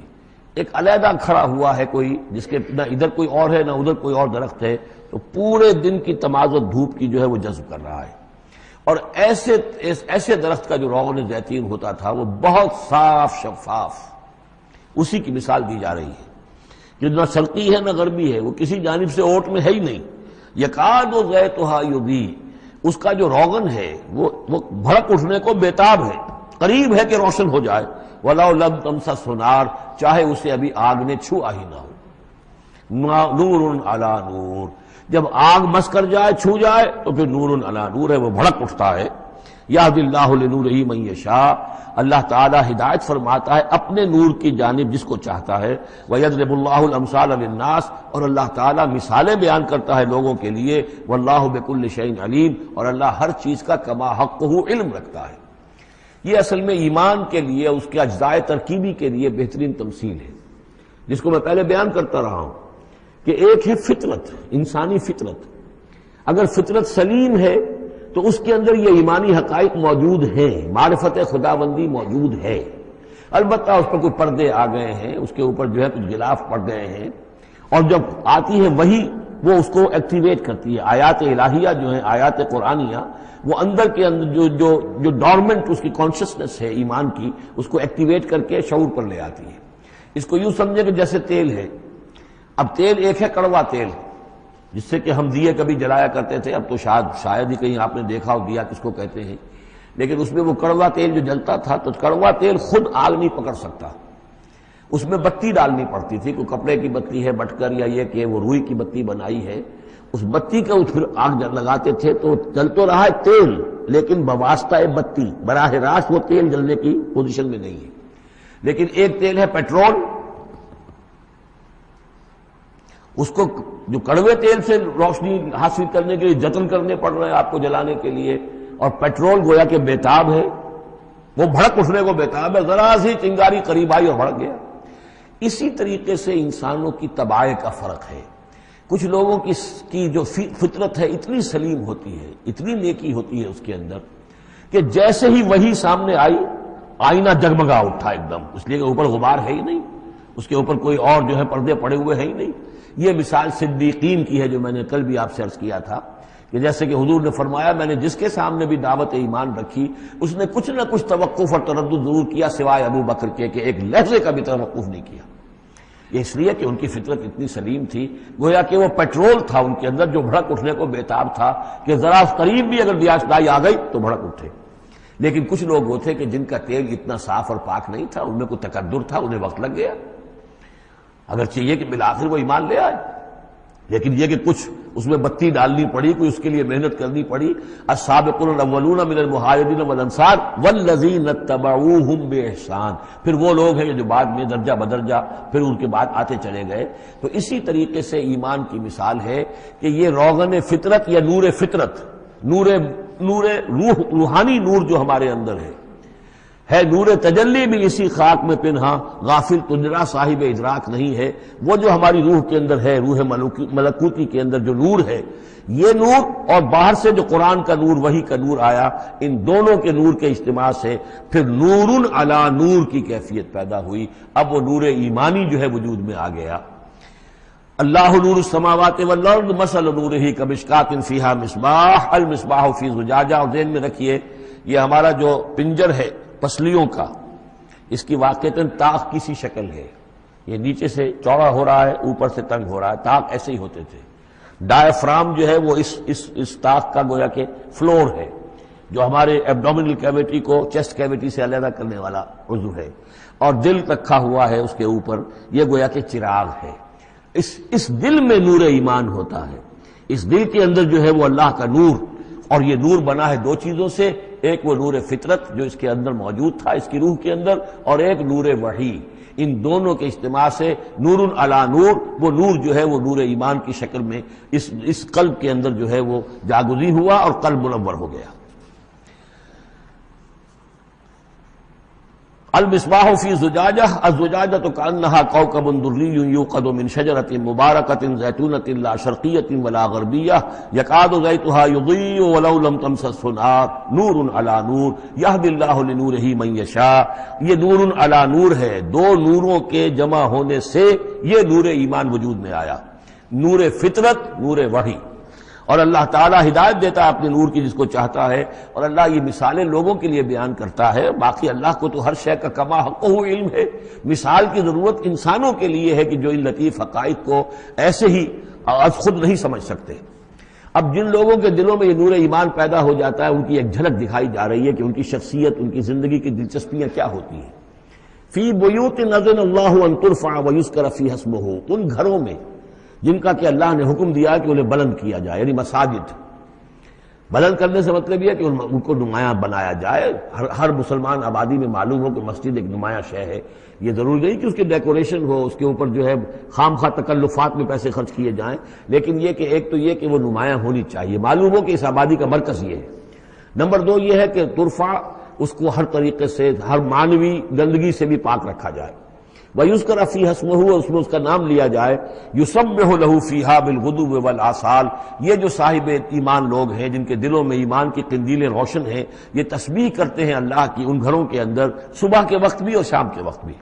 رجال، وہ جواں مرد، لا تلہیہم تجارت ولا بیع عن ذکر اللہ واقام الصلاۃ، جن کو غافل نہیں کر سکتی نہ کوئی تجارت، نہ کوئی خرید و فروخت اللہ کی یاد سے اور نماز کے قائم کرنے سے، وایتاء الزکاۃ اور زکوٰۃ کے ادا کرنے سے۔ یخافون یومن، یہ سب کچھ کر کے بھی وہ ڈرتے رہتے ہیں، لرزاں و ترساں رہتے ہیں، کانپتے رہتے ہیں اس دن کے تصور سے، تتقلب فیہ القلوب والابصار، جس میں کہ دل بھی الٹ جائیں گے اور نگاہیں بھی الٹ جائیں گی۔ لیجزیہم اللہ احسن ما عملوا، تاکہ اللہ تعالیٰ ان کو بدلے میں دے بہترین جزا ان کے اعمال کی، وَيَزِيدَهُم مِّن فَضْلِهِ، اور اضافہ کرے اپنی طرف سے اپنے فضل میں سے، وَاللَّهُ يَرْزُقُ مَن يَشَاءُ بِغَيْرِ حساب، اور اللہ تعالیٰ چاہتا ہے دیتا ہے جس کو چاہتا ہے بغیر حساب۔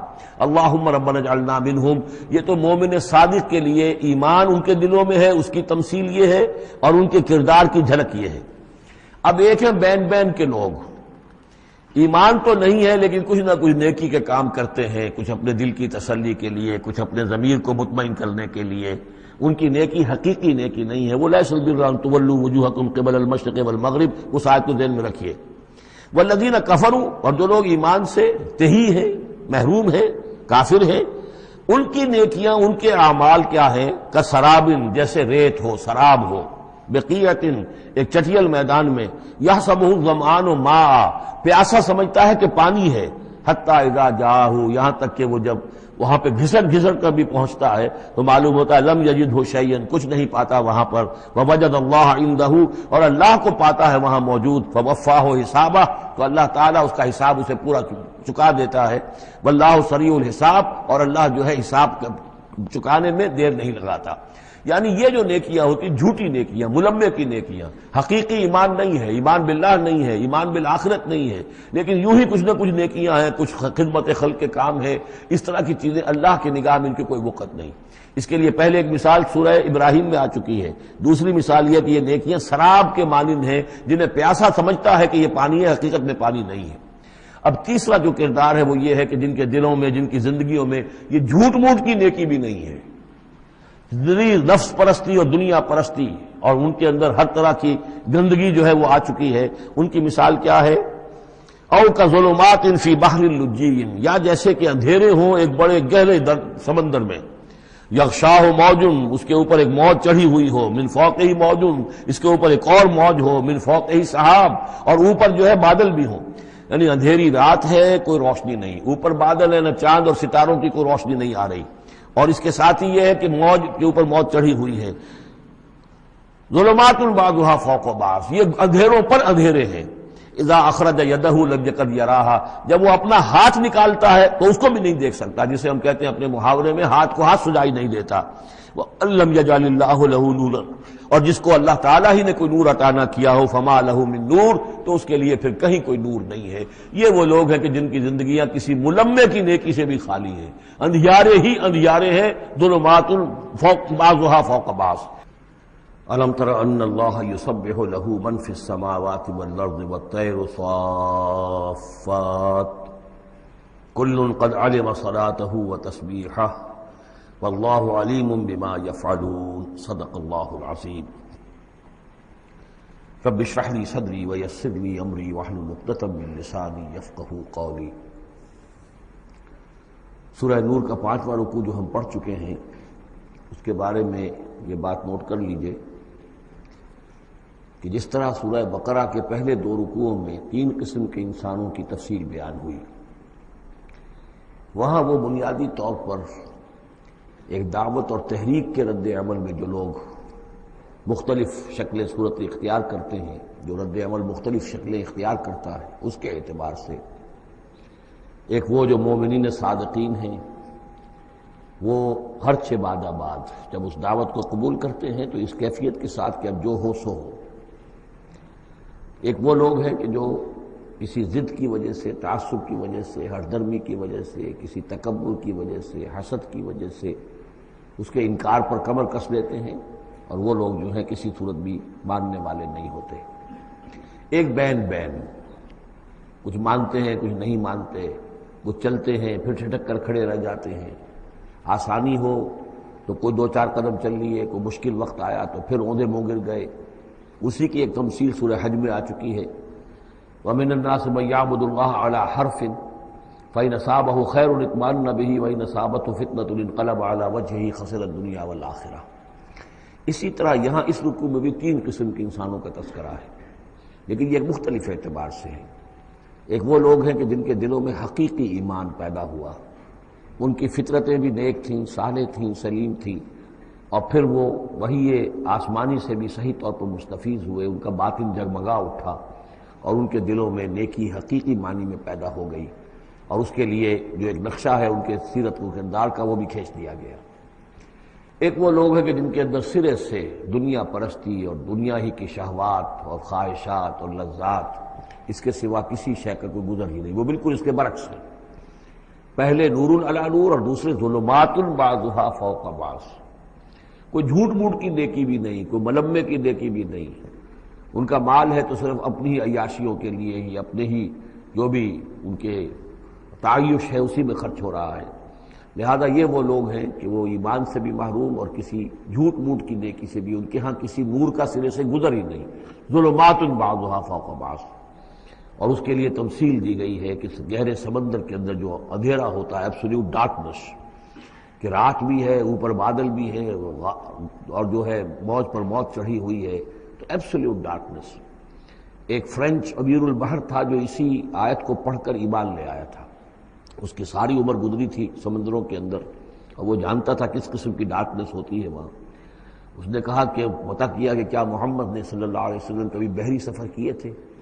جب اسے معلوم ہوا کہ انہوں نے کبھی بحری سفر کیا ہی نہیں، تو اس نے کہا کہ پھر یہ ثابت ہو گیا کہ یہ اللہ کا کلام ہے، ورنہ یہ تشبیہ جو ہے کوئی شخص اس کو وہ تو دے سکتا ہے کہ جس نے بحری سمندر کیے ہوں اور جس سے اندازہ ہو، اور وہ سمندر کے اندر کبھی اس نے غوطے بھی لگائے ہوں، اور وہ ایبسولوٹ ڈارکنس کا کانسیپٹ۔ بہرحال یہ دوسری انتہا۔ بیچ میں وہ لوگ ہیں، بین ہیں، کچھ نیکیاں بھی کرتے ہیں، حقیقی ایمان سے محروم ہیں، نہ اللہ پر نہ یوم آخر پر ان کا پختہ ایمان نہیں ہے، لیکن یہ کہ اپنے ضمیر کو مطمئن کرنے کے لیے کچھ نہ کچھ، یا دنیا میں کوئی نام کمانے کے لیے یا کوئی اور شہرت حاصل کرنے کے لیے وہ کچھ نیکیاں کرتے ہیں، تو ان کی نیکیوں کی مثال سراب کسی ہے۔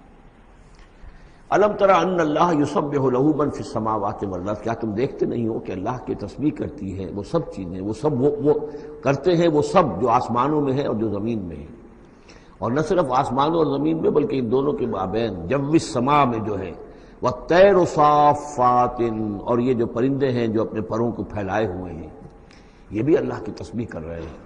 کل قد علم صلاتہ و تسبیحہ، ہر ایک کے علم میں ہے، ہر ایک نے جان لی ہے اپنی نماز، اپنی صلاۃ اور اپنی تسبیح۔ یہ وہی بات ہے جو سورہ بنی اسرائیل میں آ چکی ہے وَإِن مِّن شَيْءٍ إِلَّا يُسَبِّحُ بِحَمْدِهِ وَلَٰكِن لَّا تَفْقَهُونَ تَسْبِيحَهُم، کوئی شے نہیں ہے اس کائنات میں جو اللہ کی تسبیح و تحمید نہ کر رہی ہو، لیکن تمہیں اس کا شعور نہیں ہو سکتا۔ وَاللَّهُ عَلِيمٌ بِمَا يَفْعَلُونَ، اور جو کچھ وہ کرتے ہیں اللہ کے علم میں ہے۔ وَلِلَّهِ مُلْكُ السَّمَاوَاتِ وَالْأَرْضِ، اور اللہ ہی کے لیے ہے آسمانوں اور زمین کی بادشاہی۔ وَإِلَى اللَّهِ الْمَصِيرُ، اور اللہ ہی کی طرف لوٹ جانا ہے۔ الم تر ان اللہ یسجی سحابا، کیا تم دیکھتے نہیں ہو کہ اللہ تعالیٰ ہانک کر لاتا ہے بادلوں کو؟ کہاں سے ہوائیں لے کر چل رہی ہیں بادلوں کو؟ کہیں تو بے آف بنگال سے وہ اٹھی ہیں مانسون کی ہوائیں، اور کہاں تک پہنچ جاتی ہیں؟ پاکستان تک۔ ان اللہ یسجی سحابا ثم یؤلف بینہ، پھر ان بادلوں کو آپس میں جوڑ دیتا ہے۔ ثم یجعلہ رکاما، پھر ان کو تہ بر تہ کر دیتا ہے۔ اب یہ تہ بر تہ کا معاملہ جو ہے، دیکھیے ہوائی سفر جس نے کیا ہے اسے اس کا تجربہ ہوتا ہے۔ جب جہاز چڑھتا ہے تب بھی وہ جب بادلوں کے اندر سے گزرتا ہے تو صاف نظر آتا ہے ایک تہ، اس کے بعد پھر خلا ہے، پھر ایک اور تہ، پھر خلا ہے، پھر ایک اور تہ، اترتے ہوئے بھی اسی طریقے سے تہ بر تہ بادل۔ رکامن فتر الودق یخرج من خلالہ، تو تم دیکھتے ہو کہ بارش برستا ہے ان دونوں، ان کے بین سے، ان کے بیچ سے برستی ہے بارش، پانی برستا ہے۔ وَيُنَزِّلُ مِنَ السَّمَاءِ مِن جِبَالٍ فِيهَا مِن بَرَدٍ، اور اللہ تعالیٰ اتارتا ہے آسمان سے وہ پہاڑ بھی کہ جن میں وہ اولے ہوتے ہیں، یعنی یہ کہ اولے جو آ رہے ہیں زمین پر تو معلوم ہوتا ہے کہ جیسے ان کے بھی کوئی پہاڑ ہے آسمانوں کے اندر۔ فَيُصِيبُ بِهِ مَن يَشَاءُ، تو اللہ تعالیٰ یہ اولے برسا دیتا ہے جس پر چاہتا ہے، یعنی جس کی کھیتی برباد اللہ کو کرنی ہوتی ہے کسی سبب سے، اس کی کھیتی کے اوپر یہ اولے جا کے برس جاتے ہیں۔ وَيَصْرِفُهُ عَن مَن يَشَاءُ، اور ان کا رخ پھیر دیتا ہے جس سے چاہتا ہے۔ ایسا بھی ہوتا ہے بعض اوقات کہ بالکل ایک کھیت جو ہے وہ بالکل تباہ و برباد ہو گیا ہے، اور برابر کا کھیت بالکل ٹھیک ہے، اس کے اوپر کوئی اولا نہیں گرا۔ یکاد سنا برقہ یذھب بالابصار، اور اس کی جو بجلی کی کوند ہے وہ اس قریب ہے کہ وہ لوگوں کی نگاہوں کو اچک کر لے جائے۔ یقلب اللہ اللیل والنہار، اللہ تعالیٰ عدلتا بدلتا رہتا ہے دن اور رات کو۔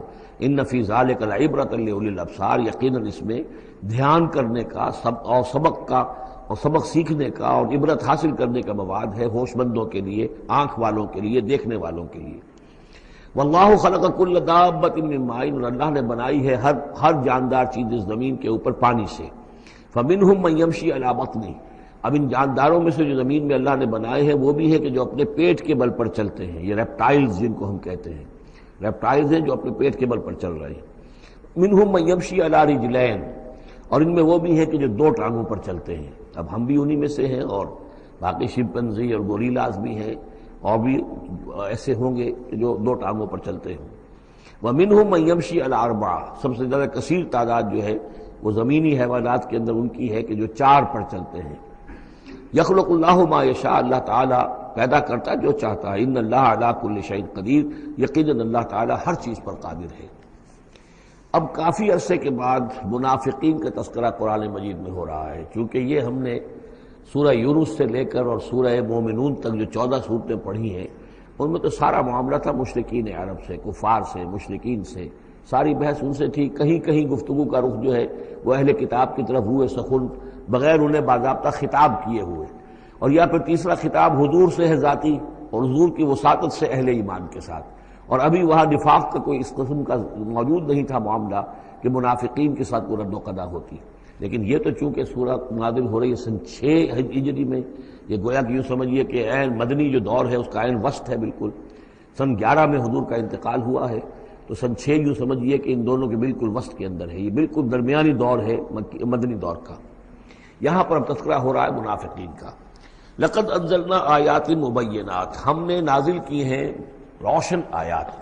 واللہ یہدی من یشاء الی صراط مستقیم، اور اللہ تعالیٰ ہدایت دیتا ہے جس کو چاہتا ہے سیدھے راستے کی طرف۔ وَيَقُولُونَ آمَنَّا بِاللَّهِ، اور کچھ لوگ وہ بھی ہیں جو کہتے ہیں ہم ایمان لائے اللہ پر، وبالرسول، اور اللہ کے رسول پر، وَأَطَعْنَا، اور ہم نے اطاعت قبول کی۔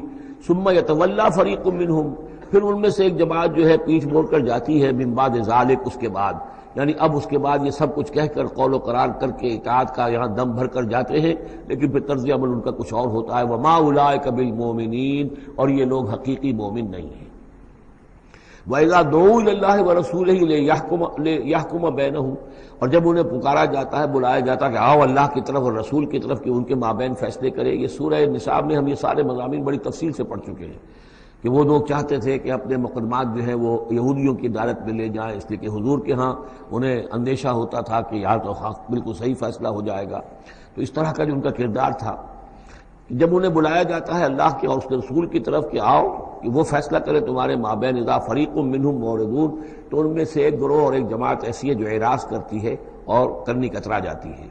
وَإِن يَكُن لَهُمُ الْحَقُّ يَأْتُوا إِلَيْهِ مُذْعِنِينَ، اور اگر ان کو معلوم ہو کہ حق ہمارے ساتھ ہے، یعنی ہم حق پر ہیں اس مقدمے میں، تو پھر وہ آتے ہیں بڑا یقین کا اظہار کرتے ہوئے، اذعان کے ساتھ اور یقین کے ساتھ اور اپنے ایمان کا اظہار کرتے ہوئے، کیونکہ انہیں یقین ہے کہ ہمارا کیس سچا ہے اور حضور کی عدالت میں ہم جائیں گے تو ہمارے حق میں فیصلہ ہو جائے گا، تو اب کوئی رکاوٹ نہیں۔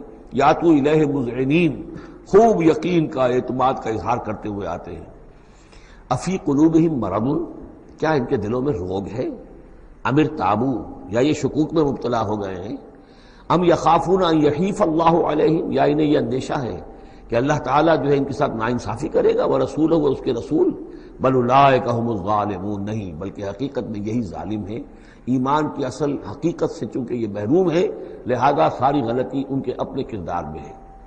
انما کان قول المؤمنین اذا دعوا الی اللہ ورسولہ لیحکم بینہم، جو حقیقی مومن ہوتے ہیں ان کو تو جب بلایا جاتا ہے اللہ کی طرف اور اس کے رسول کی طرف کہ وہ فیصلہ کرے ان کے مابین، تو ان کا قول تو یہی ہوتا ہے ان یقولوا سمعنا واطعنا، کہ وہ کہتے ہیں کہ ہم نے سنا اور ہم نے مانا، ہم حاضر ہیں، جو بھی فیصلہ محمد رسول اللہ کا ہوگا ہم اسے بصر و چشم تسلیم کریں گے۔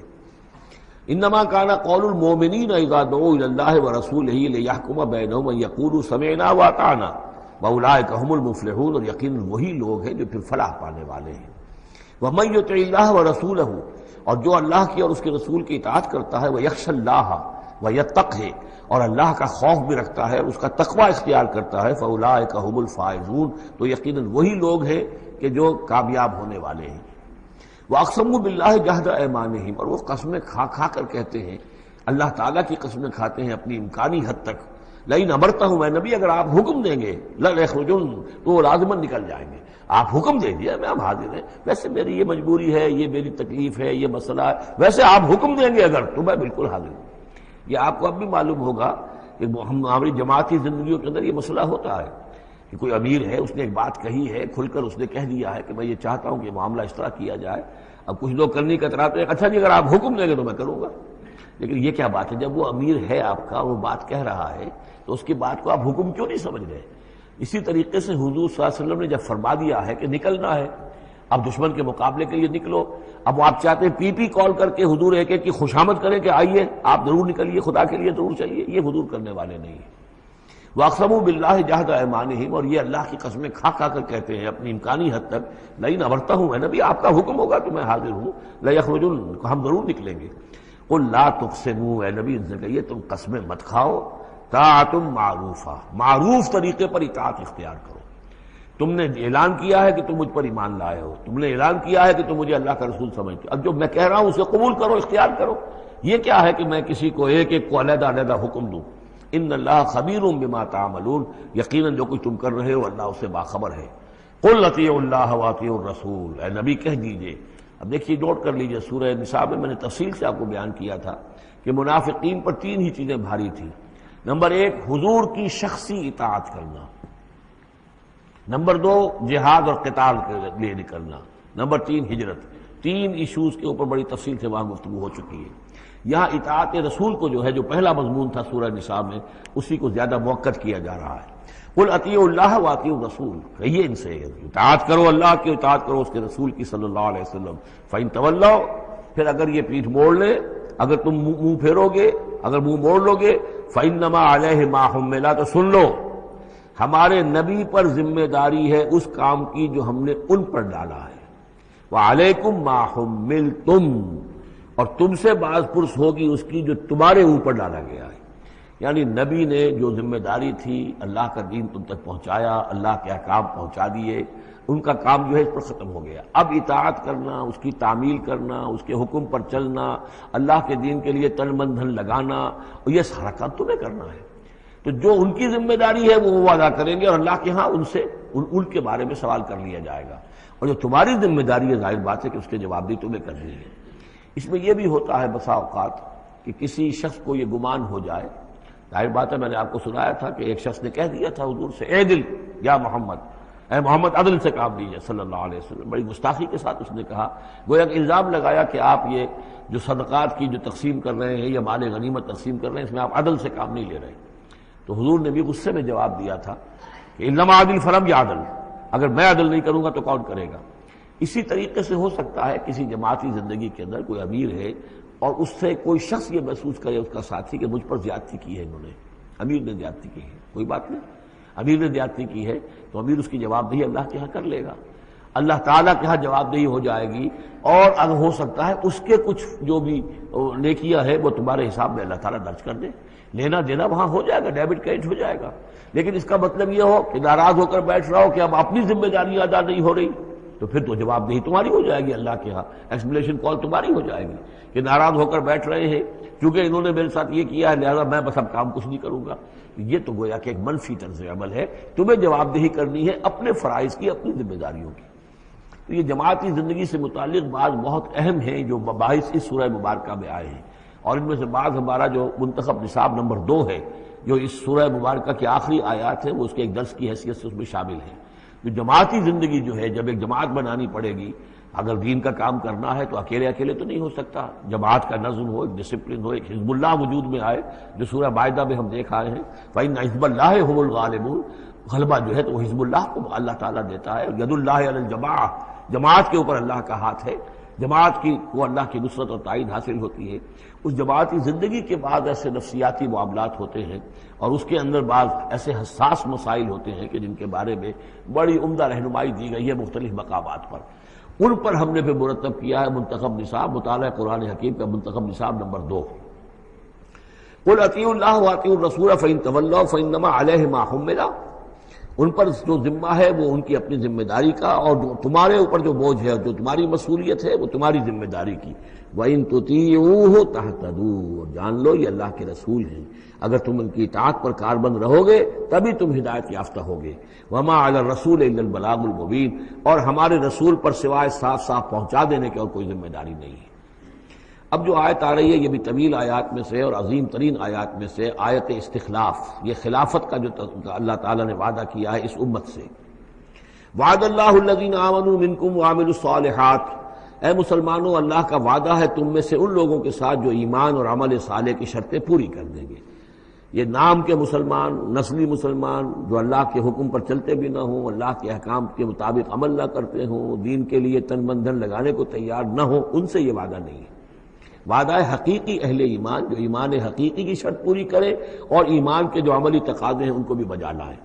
وعد اللہ الذین آمنوا منکم وعملوا الصالحات لیستخلفنہم فی الارض، کہ وہ انہیں زمین میں خلافت عطا کرے گا، حکومت عطا کرے گا، غلبہ عطا کرے گا، کما استخلف الذین من قبلہم، جیسے کہ اس نے خلافت عطا کی تھی ان کو جو ان سے پہلے تھے، حضرت داؤد کو، حضرت طالوت کو، حضرت سلیمان کو جو خلافت دی گئی، بعد میں بھی مکابی حکومت قائم ہوئی ہے اس میں بھی خلافت قائم ہوئی، تو یہ خلافت جیسے پہلے ہم نے دی تھی سابقہ امت مسلمہ کو، ایسے ہی اے امت محمد صلی اللہ علیہ وسلم تمہیں بھی خلافت دی جائے گی، بشرطے کہ ایمان اور عمل صالح کی یہ 2 شرطیں تم پوری کرو۔ اب یہ خلافت جو ہے اس کو 3 انداز میں یہاں بیان کیا گیا ہے۔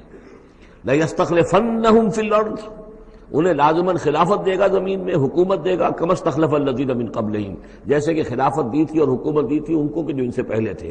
وَلَيُمَكِّنَنَّ لَهُمْ دِينَهُمُ الَّذِي ارْتَضَىٰ لَهُمْ، اور ان کے اس دین کو زمین میں غلبہ عطا کرے گا، قوت عطا کرے گا، تمکن عطا کرے گا جو اللہ نے ان کے لیے پسند کر لیا ہے۔ ظاہر بات ہے مسلمانوں کی خلافت ہے تو اس کے معنی کیا ہے؟ اللہ کے دین کا غلبہ ہے، وہ تو بات تو ایک ہی ہے، اللہ کا دین غالب، اس کے کیا معنی ہے؟ مسلمانوں کی خلافت، تو چیز ایک ہی ہے، لیکن یہاں 3 الفاظ لا کر اس کی اہمیت کو نمایاں کیا جا رہا ہے 3 اعتبارات سے۔ وَلَا يُمَكِّنَنَّ لَهُمْ دِينَهُمُ الَّذِي ارْتَضَىٰ لَهُمْ، اب یہاں دیکھیے وہی لام مفتوح شروع میں فعل مضارع سے اور اس کے بعد یہ نون مشدد، یہ سارے وعدے نہایت تاکیدی وعدے ہیں۔ لَيَسْتَخْلِفَنَّهُمْ فِي الْأَرْضِ كَمَا اسْتَخْلَفَ الَّذِينَ مِن قَبْلِهِمْ وَلَيُمَكِّنَنَّ لَهُمْ دِينَهُمُ الَّذِي ارْتَضَىٰ لَهُمْ، واللہ نے دین کون سا ہے جو پسند کر لیا ہے؟ الْيَوْمَ أَكْمَلْتُ لَكُمْ دِينَكُمْ وَأَتْمَمْتُ عَلَيْكُمْ نِعْمَتِي وَرَضِيتُ لَكُمُ الْإِسْلَامَ دِينًا، یہ آیت ہم پڑھ چکے ہیں سورہ مائدہ میں۔ اور تیسری بات وَلَيُبَدِّلَنَّهُم مِّن بَعْدِ خَوْفِهِمْ أَمْنًا، اللہ تعالیٰ ان کے خوف کی کیفیت جو ہے اس کو بدل دے گا امن کی کیفیت سے۔ ظاہر بات ہے جب تک کہ مسلمان کمزور تھے ان کے لیے خوف تھا، ابھی ادھر سے حملے کا اندیشہ ہے، ابھی ادھر سے حملے کا اندیشہ ہے، اب فلاں قبیلے کی طرف سے خبر آئی ہے کہ وہ فوجی تیاری کر رہا ہے، فوج کشی کرے گا۔ وہ خوف کی ایک کیفیت تھی جو ہر وقت طاری رہی ہے۔ ایمرجنسی کی کیفیت جو ہے مدینہ منورہ میں یوں سمجھیے کہ پورے 5 برس ایمرجنسی رہی ہے، ہر وقت ہر آن اندیشہ ہوتا تھا، خبریں آ رہی ہیں اب ادھر سے کوئی قبیلہ حملہ کرنے والا ہے، اب یہ مکے میں کوئی ان کی ملاقاتیں ہوئی ہیں، کوئی سازش ہوئی ہے، ابھی کوئی خط چلا گیا ابو عامر راہب کا کوئی مشن ہے، یہ ساری خبریں آتی تھیں۔ لیکن یہ کہ اب اس کے بعد وہ وقت آ جائے گا کہ ان کا جو خوف کی کیفیت ہے بدل جائے گی امن سے۔ یعبدوننی لا یشرکون بی شیئا، میں یہاں اس کو سمجھتا ہوں مستقبل سے متعلق، جب ایسا ہو جائے گا تو پھر وہ میری بندگی کریں گے کہ اس میں کسی شے کی شرک جو ہے گوارا نہیں کریں گے۔ جب تک اللہ کی حکومت نہیں ہے تو ظاہر بات ہے کچھ نہ کچھ شرک تو ہو ہی رہا ہے۔ اب ہم یہاں رہ رہے ہیں، پاکستان میں رہ رہے ہیں، اللہ کا دین تو قائم نہیں ہے، قانون کس کا ہے؟ اللہ کا تو نہیں ہے۔ تو گویا کہ ہم قومی اعتبار سے، اجتماعی اعتبار سے کفر اور شرک میں زندگی بسر کر رہے ہیں۔ ہاں ہمارا اپنا کوئی عقیدہ فرض کیجئے ہے بھی ٹھیک، بالکل مشرکانہ اوہام سے ہم نے اپنے آپ کو پاک کر لیا ہے، اور توحید فی العقیدہ ہماری بالکل صحیح ہے، لیکن سوال یہ کہ ہم اس ملک کے شہری ہیں، اس ملک کا دستور ہے، اس ملک کے اندر جو ہے اللہ کی حکومت اور اللہ کے قانون کی بالادستی نہیں ہے، تو اس کے کیا معنی؟ ہم بھی اس کے شہری ہونے کی حیثیت سے اس میں ملوث ہیں۔ تو یہ ہے کہ یہ توحید کامل اس وقت ہوگی جب یکون الدین کلہ للہ، جب دین کل کا کل اللہ کے لیے ہو جائے گا۔ عملاً توحید کی تکمیل اس وقت ہوگی۔ یعبدوننی، میری بندگی کریں گے، لا یشرکون بی شیئا، اور میرے ساتھ کسی شے کو شریک نہیں کریں گے۔ ومن کفر بعد ذلک فاولئک هم الفاسقون، اور جو اس کے بعد بھی کفر کریں تو پھر وہ تو فاسق ہیں، ناہنجار ہیں، سرکش ہیں۔ اس کے بھی دو معنی ہو سکتے ہیں، جب دین کا غلبہ ہو گیا پھر بھی جو کفر کرے وہ تو معلوم ہوا کہ اس کے اندر خیر سرے سے ہے ہی نہیں۔ ایک یہ ہے کہ باطل کا غلبہ ہے، باطل کے غلبے میں کسی بندہ مومن کے لیے ایمان لانا مشکل ہے، ایمان پر قائم رہنا مشکل ہے، اسلام پر عمل کرنا مشکل ہے۔ لیکن جب دین غالب ہو گیا ہو تو اب تو ظاہر بات ہے کہ اب تو ساری رکاوٹیں دور ہو گئیں۔ اب تو ایک شخص کی کسی کی اپنی فطرت ہی میں کجی آ چکی ہے، کوئی پرورٹڈ نیچر کا شخص ہے تبھی وہ رہے گا کہ جو اسلام سے دور رہے۔ ومن کفر بعد ذلک فاولئک هم الفاسقون، اور میرے نزدیک اس کا ایک مفہوم یہ بھی ہے کہ ہمارے ان 3 پختہ وعدوں کے بعد بھی جو شخص کمر ہمت نہ کس لے اور اس کام کے لیے کھڑا نہ ہو جائے، گویا کہ وہ ہماری بات کا کفر کر رہا ہے، انکار کر رہا ہے، اسے ہمارے ان وعدوں پر یقین نہیں ہے۔ ومن کفر بعد ذلک فاولئک هم الفاسقون، تو وہ تو گویا کہ فاسق ہیں اور سرکش ہیں اور ناہنجار ہیں۔ اس آیت کو ذہن میں رکھیے، اس حدیث کو آج میں چاہتا ہوں کہ اس کا متن بھی آپ کو سنا دوں کہ اس کی خبر دی ہے محمد رسول اللہ صلی اللہ علیہ وسلم نے۔ تاریخی اعتبار سے تو یہ نوٹ کر لیجئے، یہ سن 6 ہی کے اندر، ابتدائی میں سن 6 کے یہ آیت نازل ہوئی۔ سن 6 ہی میں صلح حدیبیہ ہو گئی، انا فتحنا لک فتحا مبینا، گویا کہ اس آیت کا جو مصداق ہے وہ ظاہر ہونا شروع ہو گیا۔ سن 7 میں غزوہ خیبر ہوا، اللہ نے بہت بڑا مال غنیمت مسلمانوں کو دیا۔ سن 8 میں مکہ فتح ہو گیا۔ سن 9 میں موپنگ اپ آپریشن ہو گیا، اعلان کر دیا گیا حج کے اندر کہ آئندہ سے یہاں کوئی مشرک نہیں آئے گا، اور اب تمہارے لیے اتنی مہلت ہے، کوئی معاہدہ قائم نہیں رہے گا، جو معاہدے ہیں میعادی ان کی میعاد ختم ہوتے ہی معاہدہ ختم، اور جن کی میعاد کوئی نہیں تھی ان کے لیے ہم 4 مہینے کی میعاد مقرر کر رہے ہیں کہ اس کے بعد کوئی معاہدہ کسی مشرک سے نہیں ہے، جب یہ مدت ختم ہو جائے گی قتل عام شروع ہو جائے گا۔ یہ تو اللہ تعالیٰ کی طرف سے جزیرہ نماء عرب کے اندر دین کی تکمیل ہو گئی، خلافت قائم ہو گئی، اللہ کی حکومت قائم ہو گئی۔ جیسے حضرت داؤد خلیفہ تھے، یہاں حضرت محمد خلیفہ ہے صلی اللہ علیہ وسلم، اس لیے کہ حاکم اب کون ہے؟ حضرت محمد صلی اللہ علیہ وسلم۔ اپنی زندگی میں تو حاکمیت جو بھی ہے آپ کے پاس ہے۔ اس کے بعد خلافت راشدہ میں پھر یہ خلافت کہاں سے کہاں پہنچی وہ آپ کو معلوم ہے، لیکن پھر ریورسل شروع ہو گیا۔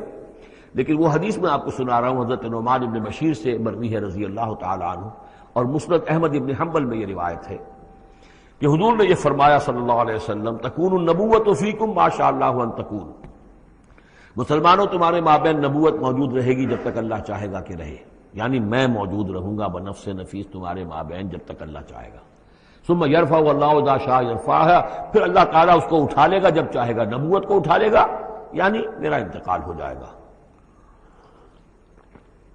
تو ایک دور جو ہے وہ ختم ہو جائے گا۔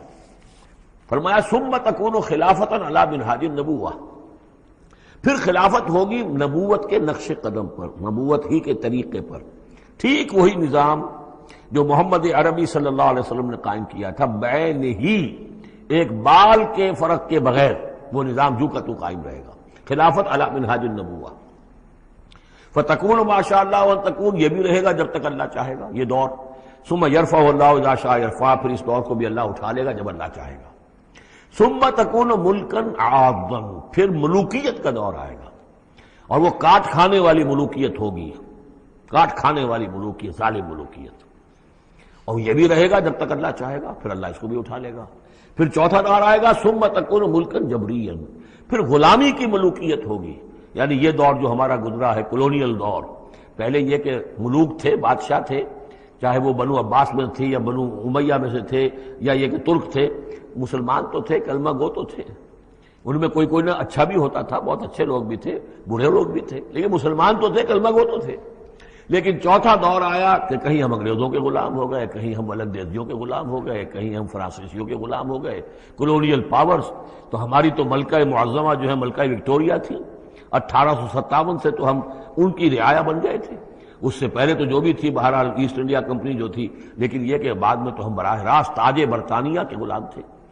یہ چوتھا دور ہے جو تقریباً یوں سمجھیے کہ ابھی نصف میں پہنچا ہے، اس اعتبار سے کہ اگرچہ براہ راست وہ جو حکومتوں کا جو ہے جو یہاں پر تھا، جو بساط بچھی ہوئی تھی، وہ لپیٹ دی گئی ہے، لیکن ابھی مالیاتی اعتبار سے ریموٹ کنٹرول سے وہی قوتیں ہیں کہ جو آج بھی کنٹرول کر رہی ہیں ہمیں، یہ ریموٹ کنٹرول ہے۔ ابھی یہ چوتھا دور ختم نہیں ہوا ہے، پہلے یہ براہ راست آکوپیشن اور اپنی حکومتیں، اپنی فوجیں لا کر، اب یہ ہے کہ اس کے بغیر بائی پراکسی، چاہے ہمارے ہی آدمی بیٹھے ہوئے ہیں، لیکن اصل میں سارا جو ہے یہ مالیاتی جو ہے استعمار ہے، ایک نیا عالمی استعمار ہے۔ لیکن یہ استعمار جو ہے اس طرح کا کولونیل رول نہیں ہے کہ انگریز موجود ہیں، ان کی فوج موجود ہے، یا فرانسیسی فوج موجود ہے، یا اطالوی فوج موجود ہے، بلکہ یہ تو IMF اور ورلڈ بینک کا نظام ہے اس کے تحت، اور ملٹی نیشنل کمپنیوں کی۔ لیکن جو چوتھی جو خوشخبری کی بات ہے وہ یہ ہے کہ حضور نے فرمایا بالآخر یہ چوتھا دور بھی ختم ہو جائے گا، اور خوشخبری یہ ہے کہ ثم تکون خلافتا علی منہاج النبوہ، پھر دور آئے گا خلافت علی منہاج النبوہ کا۔ ثم سکت رسول اللہ صلی اللہ، اس کے بعد حضور خاموش رہے، اس لیے کہ اس کے بعد پھر دنیا کے خاتمے کا معاملہ ہے۔ وہ خاتمے کے بارے میں عرض کر چکا ہوں، ایک طویل عرصے تک تو پوری دنیا میں وہ خلافت علی منہاج النبوہ رہے گی، گلوبل، اس لیے کہ حضور نے یہ بتا دیا ہے کہ اب جب یہ خلافت علی منہاج النبوت کا نظام آئے گا تو کل روئے ارضی پر ہوگا۔ مسلم شریف میں روایت ہے، یہ حضرت ثوبان حضور کے ایک آزاد شدہ غلام تھے، جیسے کہ حضرت زید ابن حارثہ بھی حضور کے غلام تھے، آپ نے آزاد کر دیا تھا، اسی طرح حضرت ثوبان بھی ہے، مولا، ان ثوبان مولا رسول اللہ صلی اللہ علیہ وسلم۔ اس میں روایت کیا ہے، حضور نے فرمایا ان اللہ زوالی الارض، اللہ نے میرے لیے ساری زمین کو لپیٹ دیا یا سکیڑ دیا، فرائے تو مشارقہا و مغاربہا، تو میں نے سارے مشرق دیکھ لیے زمین کے، سارے مغرب دیکھ لیے، وَإِنَّ أُمَّتِي سَيَبْلُغُ مُلْكُهَا مَا زُوِّيَ لِي مِنْهَا، اور میری امت کی حکومت ان تمام علاقوں پر قائم ہو کر رہے گی جو اس طرح زمین کو سکیڑ کر یا لپیٹ کر مجھے دکھا دیے گئے۔ اور یہ روایت صحیح مسلم کی ہے۔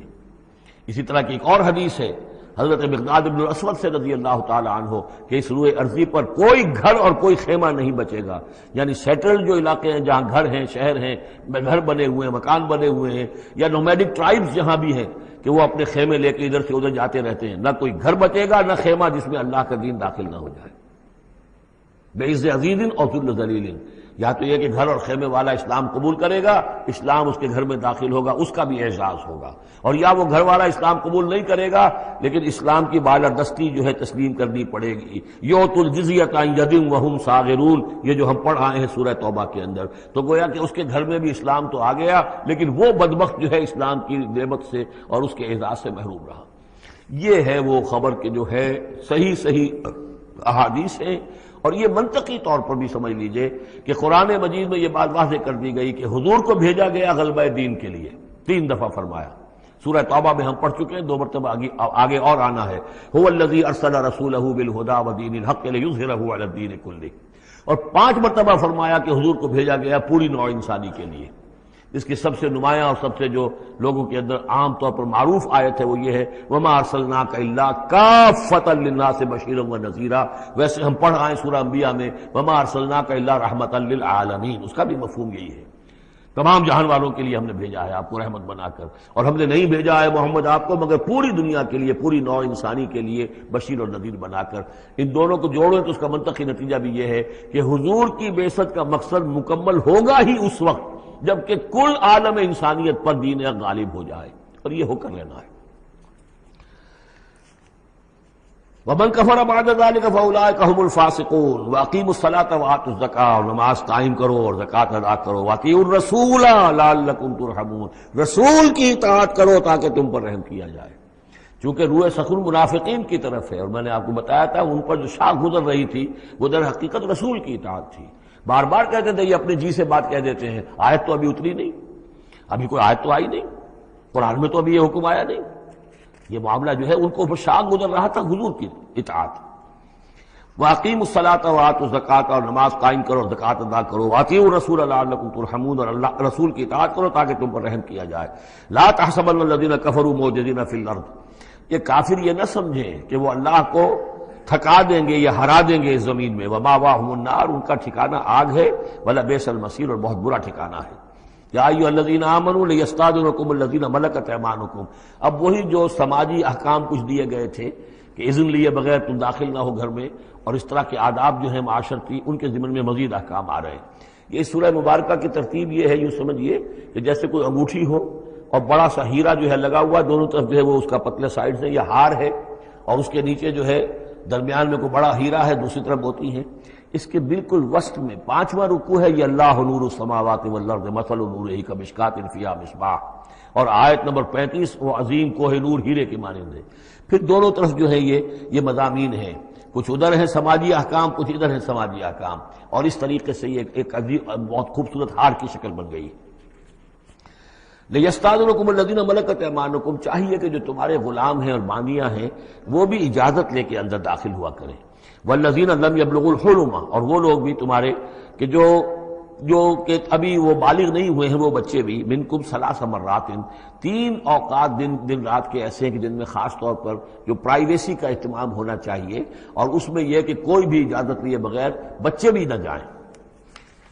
من قبل صلاۃ الفجر، ایک تو فجر کی نماز سے قبل، وحین تضعون ثیابکم من الظہیرۃ، اور جو تم ظہر کے وقت ظہیرہ جس کو کہتے ہیں، اپنے کپڑے ذرا اتار کے سستاتے ہو، قیلولہ کرتے ہو، ہلکے کپڑوں کے اندر انسان لیٹتا ہے۔ ومن بعد صلاۃ العشاء، اور نماز عشاء کے بعد۔ ثلاث عورات لکم، یہ 3 اوقات تمہارے پردے کے اوقات ہیں، یہ تمہاری خاص پرائیویسی کے اوقات ہیں۔ لیس علیکم ولا علیہم جناح بعدہن، ان کے علاوہ عام حالات میں کوئی حرج نہیں ہے، بعدہن کہ وہ یعنی وہی تمہارے ملازم ہیں، تمہارے غلام ہیں یا باندیاں ہیں، یا اسی طریقے سے تمہارے بچے ہیں، طوافون علیکم بعضکم علی بعض، وہ آئیں جائیں گھروں کے اندر، ظاہر بات ہے کہ اس کمرے میں آئے ہیں اس میں گئے ہیں، اس میں کوئی حرج نہیں ہے کہ وہ آئیں جائیں اور پھریں۔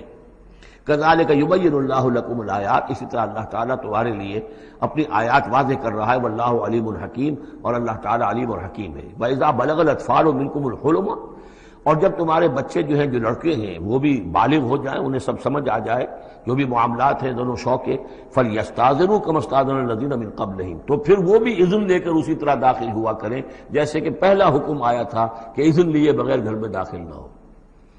کذالک یبین اللہ لکم آیاتہ، اس طرح اللہ تعالیٰ تمہارے لیے اپنی آیات کو واضح کر رہا ہے، واللہ علیم الحکیم، اللہ علیم اور حکیم ہے۔ والقواعد من النساء اللاتی لا یرجون نکاحا، اور وہ عورتیں تمہارے میں سے، تمہاری خواتین میں سے کہ جو اب بیٹھ رہی ہوں، یعنی لا یرجون نکاحا، اب وہ نکاح کی امیدوار نہ ہوں، ایک خاص عمر سے گزر چکی ہیں، اب کوئی نکاح وغیرہ کرنے کا سوال نہیں ہے، بیوہ ہیں یا کچھ اور جو بھی معاملہ ہے، لیکن یہ کہ بہرحال اب معمر ہو چکی ہیں، فَلَيْسَ عَلَيْهِنَّ جُنَاحٌ أَن يَضَعْنَ ثِيَابَهُنَّ، تو ان کے اوپر کوئی حرج نہیں ہے کہ وہ جو اپنے اضافی کپڑے ہیں وہ اتار دیا کریں، یعنی بڑی چادر لے کر ہی نکلنا ان کے لیے وہ لازم نہیں ہوگا، یا اگر اپنے گھروں کے اندر بیٹھ کر وہ جو اوڑھنیاں ہیں ان کو مکل مارنے کی جو ان کی پابندی دوسری خواتین پر ہے، اس میں ان کے لیے درد بھی ہو سکتی ہے، اس لیے کہ اب وہ اس عمر سے گزر چکی ہیں۔ والقواعد من النساء اللاتی لا یرجون نکاحا فلیس علیہن جناح ان یضعن ثیابہن غیر متبرجات بزینہ، لیکن ان کی نیت یہ نہ ہو کہ وہ اپنی زینت کو وہ ظاہر کریں اور لوگوں کی نگاہوں میں لائیں. نیت کا معاملہ جو ہے وہ دوسرا ہے. وَأَن يَسْتَعْفِفْنَ خَيْرٌ لَهُنَّ، اور اگر وہ اس معاملے میں احتیاط ہی کریں تو بہتر ہے، اس رعایت سے فائدہ نہ اٹھائیں تو بہتر ہے. اس لیے کہ شیطان جو ہے وہ ہر وقت طاق میں لگا رہتا ہے، نہ معلوم کس وقت اس کے دل میں کیا خیال پیدا کر دے. واللہ سمیع علیم، اور اللہ سب کچھ سننے والا اور جاننے والا ہے. لیس علی الاعمی حرج، اب چونکہ یہ جو احکام دیے جا رہے تھے تو اس معاشرے کے اندر ایسا بھی تھا کہ کسی خاندان کے ساتھ کچھ لوگ جو ہیں بیچارے، کوئی لنگڑا ہے، کوئی اندھا ہے، اپنے برادری کا ہے، اپنی رشتہ داروں میں سے، وہ بھی گھر میں رہ رہا ہے، وہ اپنی کوئی آزاد جو معاش اور آزاد جو ہے کوئی معاشرتی حیثیت کا اہل نہیں ہے. تو اب ان کے لیے کیا ہوگا؟ کیا یہ ساری پابندیاں جو ہیں اسی طریقے سے ان کے اوپر بھی پوری طریقے سے عائد کی جائیں گی؟ تو ان کے ضمن میں کہا جا رہا ہے کہ وہ اگر تمہارے گھروں میں رہے تو کوئی حرج نہیں ہے. لیس علی الاعمی حرج، کوئی کسی اندھے کے اوپر کوئی حرج نہیں ہے، کوئی تکلیف نہیں ہے. ولا علی الاعرج حرج، اور نہ ہی کسی لنگڑے پر. ولا علی المریض، اور نہ بیمار پر حرج. ولا علی انفسکم، نہ تمہارے اوپر کوئی اس میں کوئی تنگی ہے.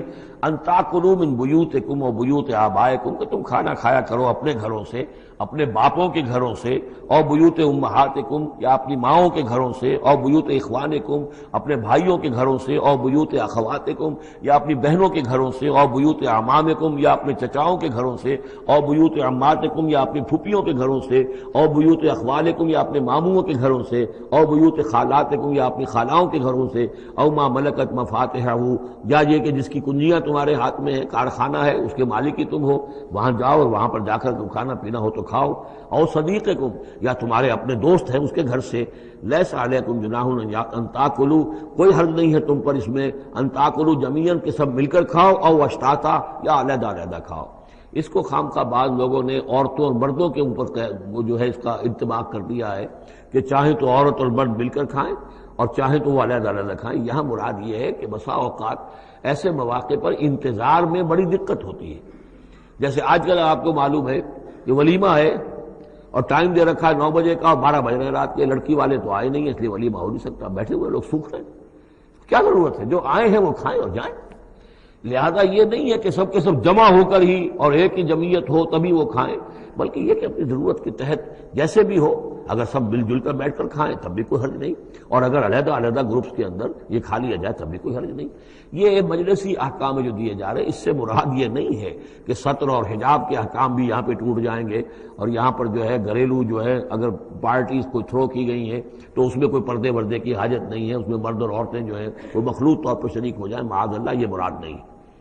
فَإِذَا دَخَلْتُمْ بُيُوتًا فَسَلِّمُوا عَلَىٰ أَنفُسِكُمْ، پھر جب تم گھروں میں داخل ہو تو اپنے آپ پر سلام بھیجا کرو. یعنی انفسکم سے مراد ہے گھر میں رہنے والے جو ہیں وہ تمہارے ہی میں سے ہیں، تمہارے رشتہ دار ہیں، عزیز ہیں، یا تمہارے اپنے گھر میں بھی داخل ہو تو السلام علیکم کہو.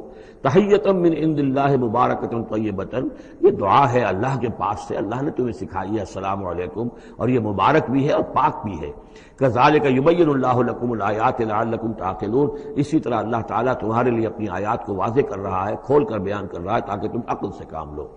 اب آخری جو رکوع ہے اس کا، اس سورہ مبارکہ کا، اور اس کی کل 3 آیات ہیں، یہ خالص جماعتی زندگی، وہ جو جہاد اور قتال کے لیے یا کسی اور اجتماعی کام کے لیے حضور جب نکلتے تھے اور اہل ایمان آپ کے ساتھ ہیں، اس وقت کیا صورتحال ہونی چاہیے.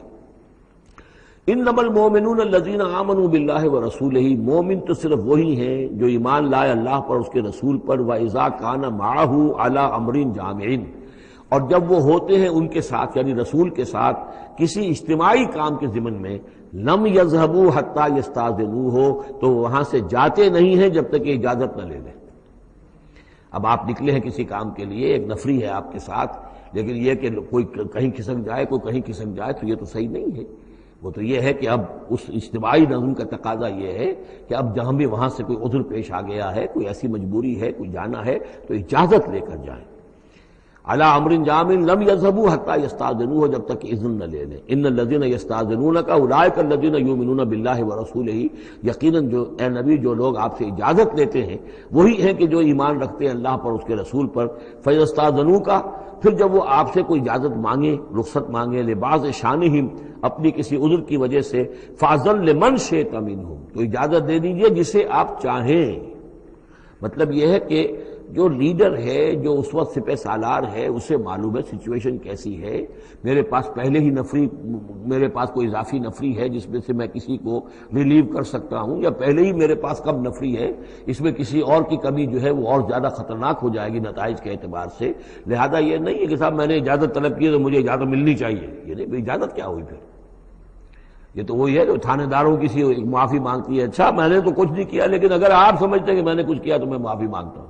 یہ تو در حقیقت الٹی دھونس ہے کہ آپ بڑے کمینے آدمی ہیں، میں نے تو کچھ کیا نہیں تھا پھر بھی آپ سمجھ رہے ہیں کہ میں نے کچھ کیا ہے، تو میں اتنا اونچا ہوں کہ پھر بھی میں معافی مانگتا ہوں۔ یہ در حقیقت وہ انداز نہیں، اجازت تو طلب کرنی ہے تو یہ ہے کہ اجازت لے کر اجازت ملے، اور یہ اختیار جو ہے پھر اے نبی آپ کو ہے کہ آپ چاہیں تو اجازت دیں۔ فاذن لمن شئت منہم واستغفر لهم اللہ، اور اس پر بھی ان کے لیے استغفار کیجئے اللہ سے، کیونکہ انہوں نے ظاہر بات ہے اپنے کسی ذاتی کام کو زیادہ اہمیت دی ہے اس اجتماعی کام سے۔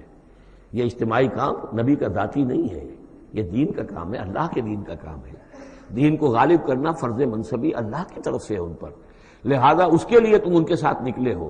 لہذا یہاں پر جو ہے اب اگر تم نے اپنے ذاتی کام کو اس دین کے کام سے اہم تر سمجھا ہے تبھی تو یہاں سے رخصت لے کر جا رہے ہو، یہ خود ایک ہلکی بات ہے، گویا کہ تم نے دین کے کام کو کمتر سمجھا ہے اللہ کے کام اپنے کام سے، اور اس کو اہمیت زیادہ دی ہے۔ لہذا استغفار اے نبی ان کے لیے استغفار کیجئے، واستغفر لهم اللہ، اور ان کے لیے استغفار کیجئے، ان اللہ غفور الرحیم، یقیناً اللہ تعالیٰ غفور الرحیم ہے۔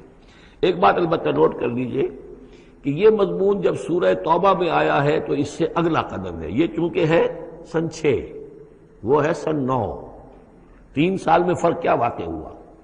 ابھی تو فرمایا گیا ہے کہ جو اجازت لے کر جاتا ہے نبی وہ وہی ہے کہ جو واقعی ایمان رکھتا ہے، لیکن وہاں فرمایا گیا جو ایمان رکھتے ہیں وہ اجازت لیتے ہی نہیں۔ وہ جو موقع تھا وہ تھا نفیر عام کا موقع، وہ موقع تھا نہایت ہی سمجھیے ایمرجنسی کا موقع، اس موقع پر اجازت طلب کرنا ہی در حقیقت اس بات کی علامت تھی کہ یہ منافق ہے، لہذا وہاں روکا گیا۔ آپ نے کیوں اجازت دے دی؟ عفا اللہ عنک لما اذنت لهم، کیوں آپ نے اجازت دے دی؟ آپ کی اجازت آپ نہ دیتے تب بھی انہوں نے جانا نہیں تھا، تو ان کا جو نفاق کا پردہ چاک تو ہو جاتا نا، ان کی حقیقت تو کھل جاتی۔ تو یہ وقت کے حوالے سے ہے، اور اس کو درجہ بندی بھی کہہ سکتے ہیں۔ ایک وہ لوگ ہیں جو اس دین کے کام کے لیے اس درجے ہمتن اپنے آپ کو پیش کر چکے ہیں کہ دنیا کے کسی بھی کام کو اس سے اہم تر نہیں سمجھتے، وہ کیسے اجازت طلب کریں گے؟ اس سے نچلا درجہ ہے کہ وہ لوگ ہیں جو دین کے اس کام میں لگے ہوئے ہیں، لیکن کم سے کم نظم کی اتنی پابندی تو کرتے ہیں کہ اگر کہیں انہیں ضرورت پیش آ گئی جانا ہے تو اجازت لے کر جائیں۔ اس سے نیچے وہ لوگ ہیں جو اجازت کے بغیر ہی کھسک گئے تو معلوم ہے ان کا تو سرے سے اس کام سے سرے سے کوئی تعلق ہے ہی نہیں۔ تو درجہ بندی ہے، سیڑھیاں ہیں، اوپر کی سیڑھی کے اعتبار سے درمیانی سیڑھی نیچے ہے، لیکن نیچے والی سیڑھی کے اعتبار سے درمیانی اونچی ہے۔ تو یہ ریلیٹیو معاملہ جو ہے رہے گا کہ ایک وہ لوگ ہیں جو سرے سے اس کا بھی خیال نہیں کرتے کہ اجازت لیں، اجتماع ہے، کوئی اس کی معذرت بھی نہیں کی ہے، نہ بعد میں کی ہے، نہ پہلے کہا ہے کہ میں نہیں آ سکتا، معلوم ہوا کہ انہیں کوئی سرے سے احساس ہی نہیں ہے کہ ہم کسی نظم کے پابند ہیں اور ہماری کوئی ذمہ داری ہے۔ اس سے بہتر کم سے کم وہ لوگ ہیں کہ جو اپنا عذر پیش کر دیتے ہیں، اجازت لے لیتے ہیں، لیکن اس سے بھی بہتر اونچا درجہ ہے کہ دنیا کے کسی بھی کام کو دین کے اس کام سے اہم تر مت سمجھو، اللہ تعالیٰ تمہارے کام سنوارے گا، اللہ تعالیٰ تمہاری ذمہ داری قبول کر لے گا، تم اللہ کے کام کے لیے نکلو۔ لا تجعلوا دعاء الرسول بینکم کدعاء بعضکم بعضا، تم یہ رسول کا بلانا اپنے مابین ایسے نہ سمجھ لو جیسے تمہارا آپس میں ایک دوسرے کو بلانا ہوتا ہے۔ بلانا یہ بھی ہے، آپ نے کسی کو دعوت دی، میرے گھر آئیے کھانا کھائیے، رسول نے دعوت دی، کیا یہ برابر ہو جائے گا معاملہ؟ لیکن ایک بلانا یہ ہے کہ رسول پکار رہا ہے تمہیں کہ آؤ اللہ کی راہ میں چلو میرے ساتھ، ایک یہ کہ کوئی عام آدمی آپ کو کہہ رہا بھائی میرا ایک کام ہے، ذرا میرے اس کام کے لیے تھوڑی دیر کے لیے آ جائیے، کچھ مجھے چاہیے، مدد چاہیے، تو زمین و آسمان کا فرق ہو گیا۔ اور تیسرے معنی اس کی یہ بھی ہے کہ دعا سے مراد یہ کہ مخاطب ہونے کا انداز، تم جس طرح ایک دوسرے سے بات کر لیا کرتے ہو ایسے رسول کے ساتھ بات نہ کر لیا کرو، ان کے مقام کو، ان کے ادب کو۔ یہ سورہ حجرات میں جا کر تفصیل سے ہی بات آئے گی، لا ترفعوا اصواتکم فوق صوت النبی ولا تجہروا له بالقول کجہر بعضکم لبعض ان تحبط اعمالکم۔ تو یہ تینوں مفہوم اس کے ہیں۔ قد یعلم اللہ الذین یتسللون منکم لواذا، اللہ کو خوب معلوم ہے تم میں سے وہ لوگ جو اوٹ لے کر کھسک جاتے ہیں، یعنی کہیں نکلے تو ہیں درج ہو گیا کہ یہ بھی جانے والوں میں ہے، کہیں دیکھا کہ کوئی دیکھ نہیں رہا، کھسک گئے، یا اجتماع ہے بیٹھے ہوئے ہیں، وہیں پر اب بات آئی ہے کہ اب ایک مہم درپیش ہے، اب انہیں سمجھ میں آ گیا کہ اب نام مانگے جائیں گے، کون لوگ اس کے لیے اپنے آپ کو والنٹیئر کرتے ہیں، تو اس سے پہلے کہ وہ مرحلہ آئے وہ وہاں سے کھسک جائیں۔ یتسللون منکم، جو سٹک جاتے ہیں، کھسک جاتے ہیں، آنکھ بچا کر لواذا فلیحذر الذین یخالفون عن امرہ، تو انہیں ڈرنا چاہیے کہ جو رسول کے معاملے میں، رسول کے بات کی مخالفت کرتے ہیں، ان تصیبہم فتنۃ، کہ ان پر کوئی عذاب اللہ کی طرف سے آ جائے، کوئی پکڑ آ جائے، کوئی بہت بڑی آزمائش آ جائے، اور یصیبہم عذاب علیم، یا ان کے اوپر کوئی بہت بڑا دردناک عذاب آ جائے۔ الا ان للہ ما فی السماوات والارض، آگاہ ہو جاؤ، یقیناً اللہ ہی کے لیے ہے جو بھی کچھ ہے تمام آسمانوں میں اور جو بھی کچھ ہے زمین میں۔ قد یعلم ما انتم علیہ، اللہ خوب جانتا ہے کہ تم کس مقام پر کھڑے ہو، تمہاری حیثیت کیا ہے، حقیقت کیا ہے، ایمان کتنا ہے، کتنے پانی میں ہو، تمہارے اعمال کیسے ہیں، ما انتم علیہ، جس حال میں تم ہو اللہ خوب جانتا ہے۔ وَيَوْمَ يُرْجَعُونَ إِلَيْهِ، اور جس دن کہ وہ لوٹائے جائیں گے اللہ کی طرف، فَيُنَبِّئُهُم بِمَا عَمِلُوا، تو اللہ تعالیٰ ان کو جتلا دے گا جو کچھ کے عمل انہوں نے کیے ہوں گے۔ واللہ بکل شیء علیم، اور اللہ ہر چیز کا علم رکھنے والا ہے۔ یہاں تیسرا گروپ جو ہے مکی اور مدنی صورتوں کا وہ ختم ہو گیا۔ مکی صورتیں 14، مدنی صرف ایک، سورہ نور۔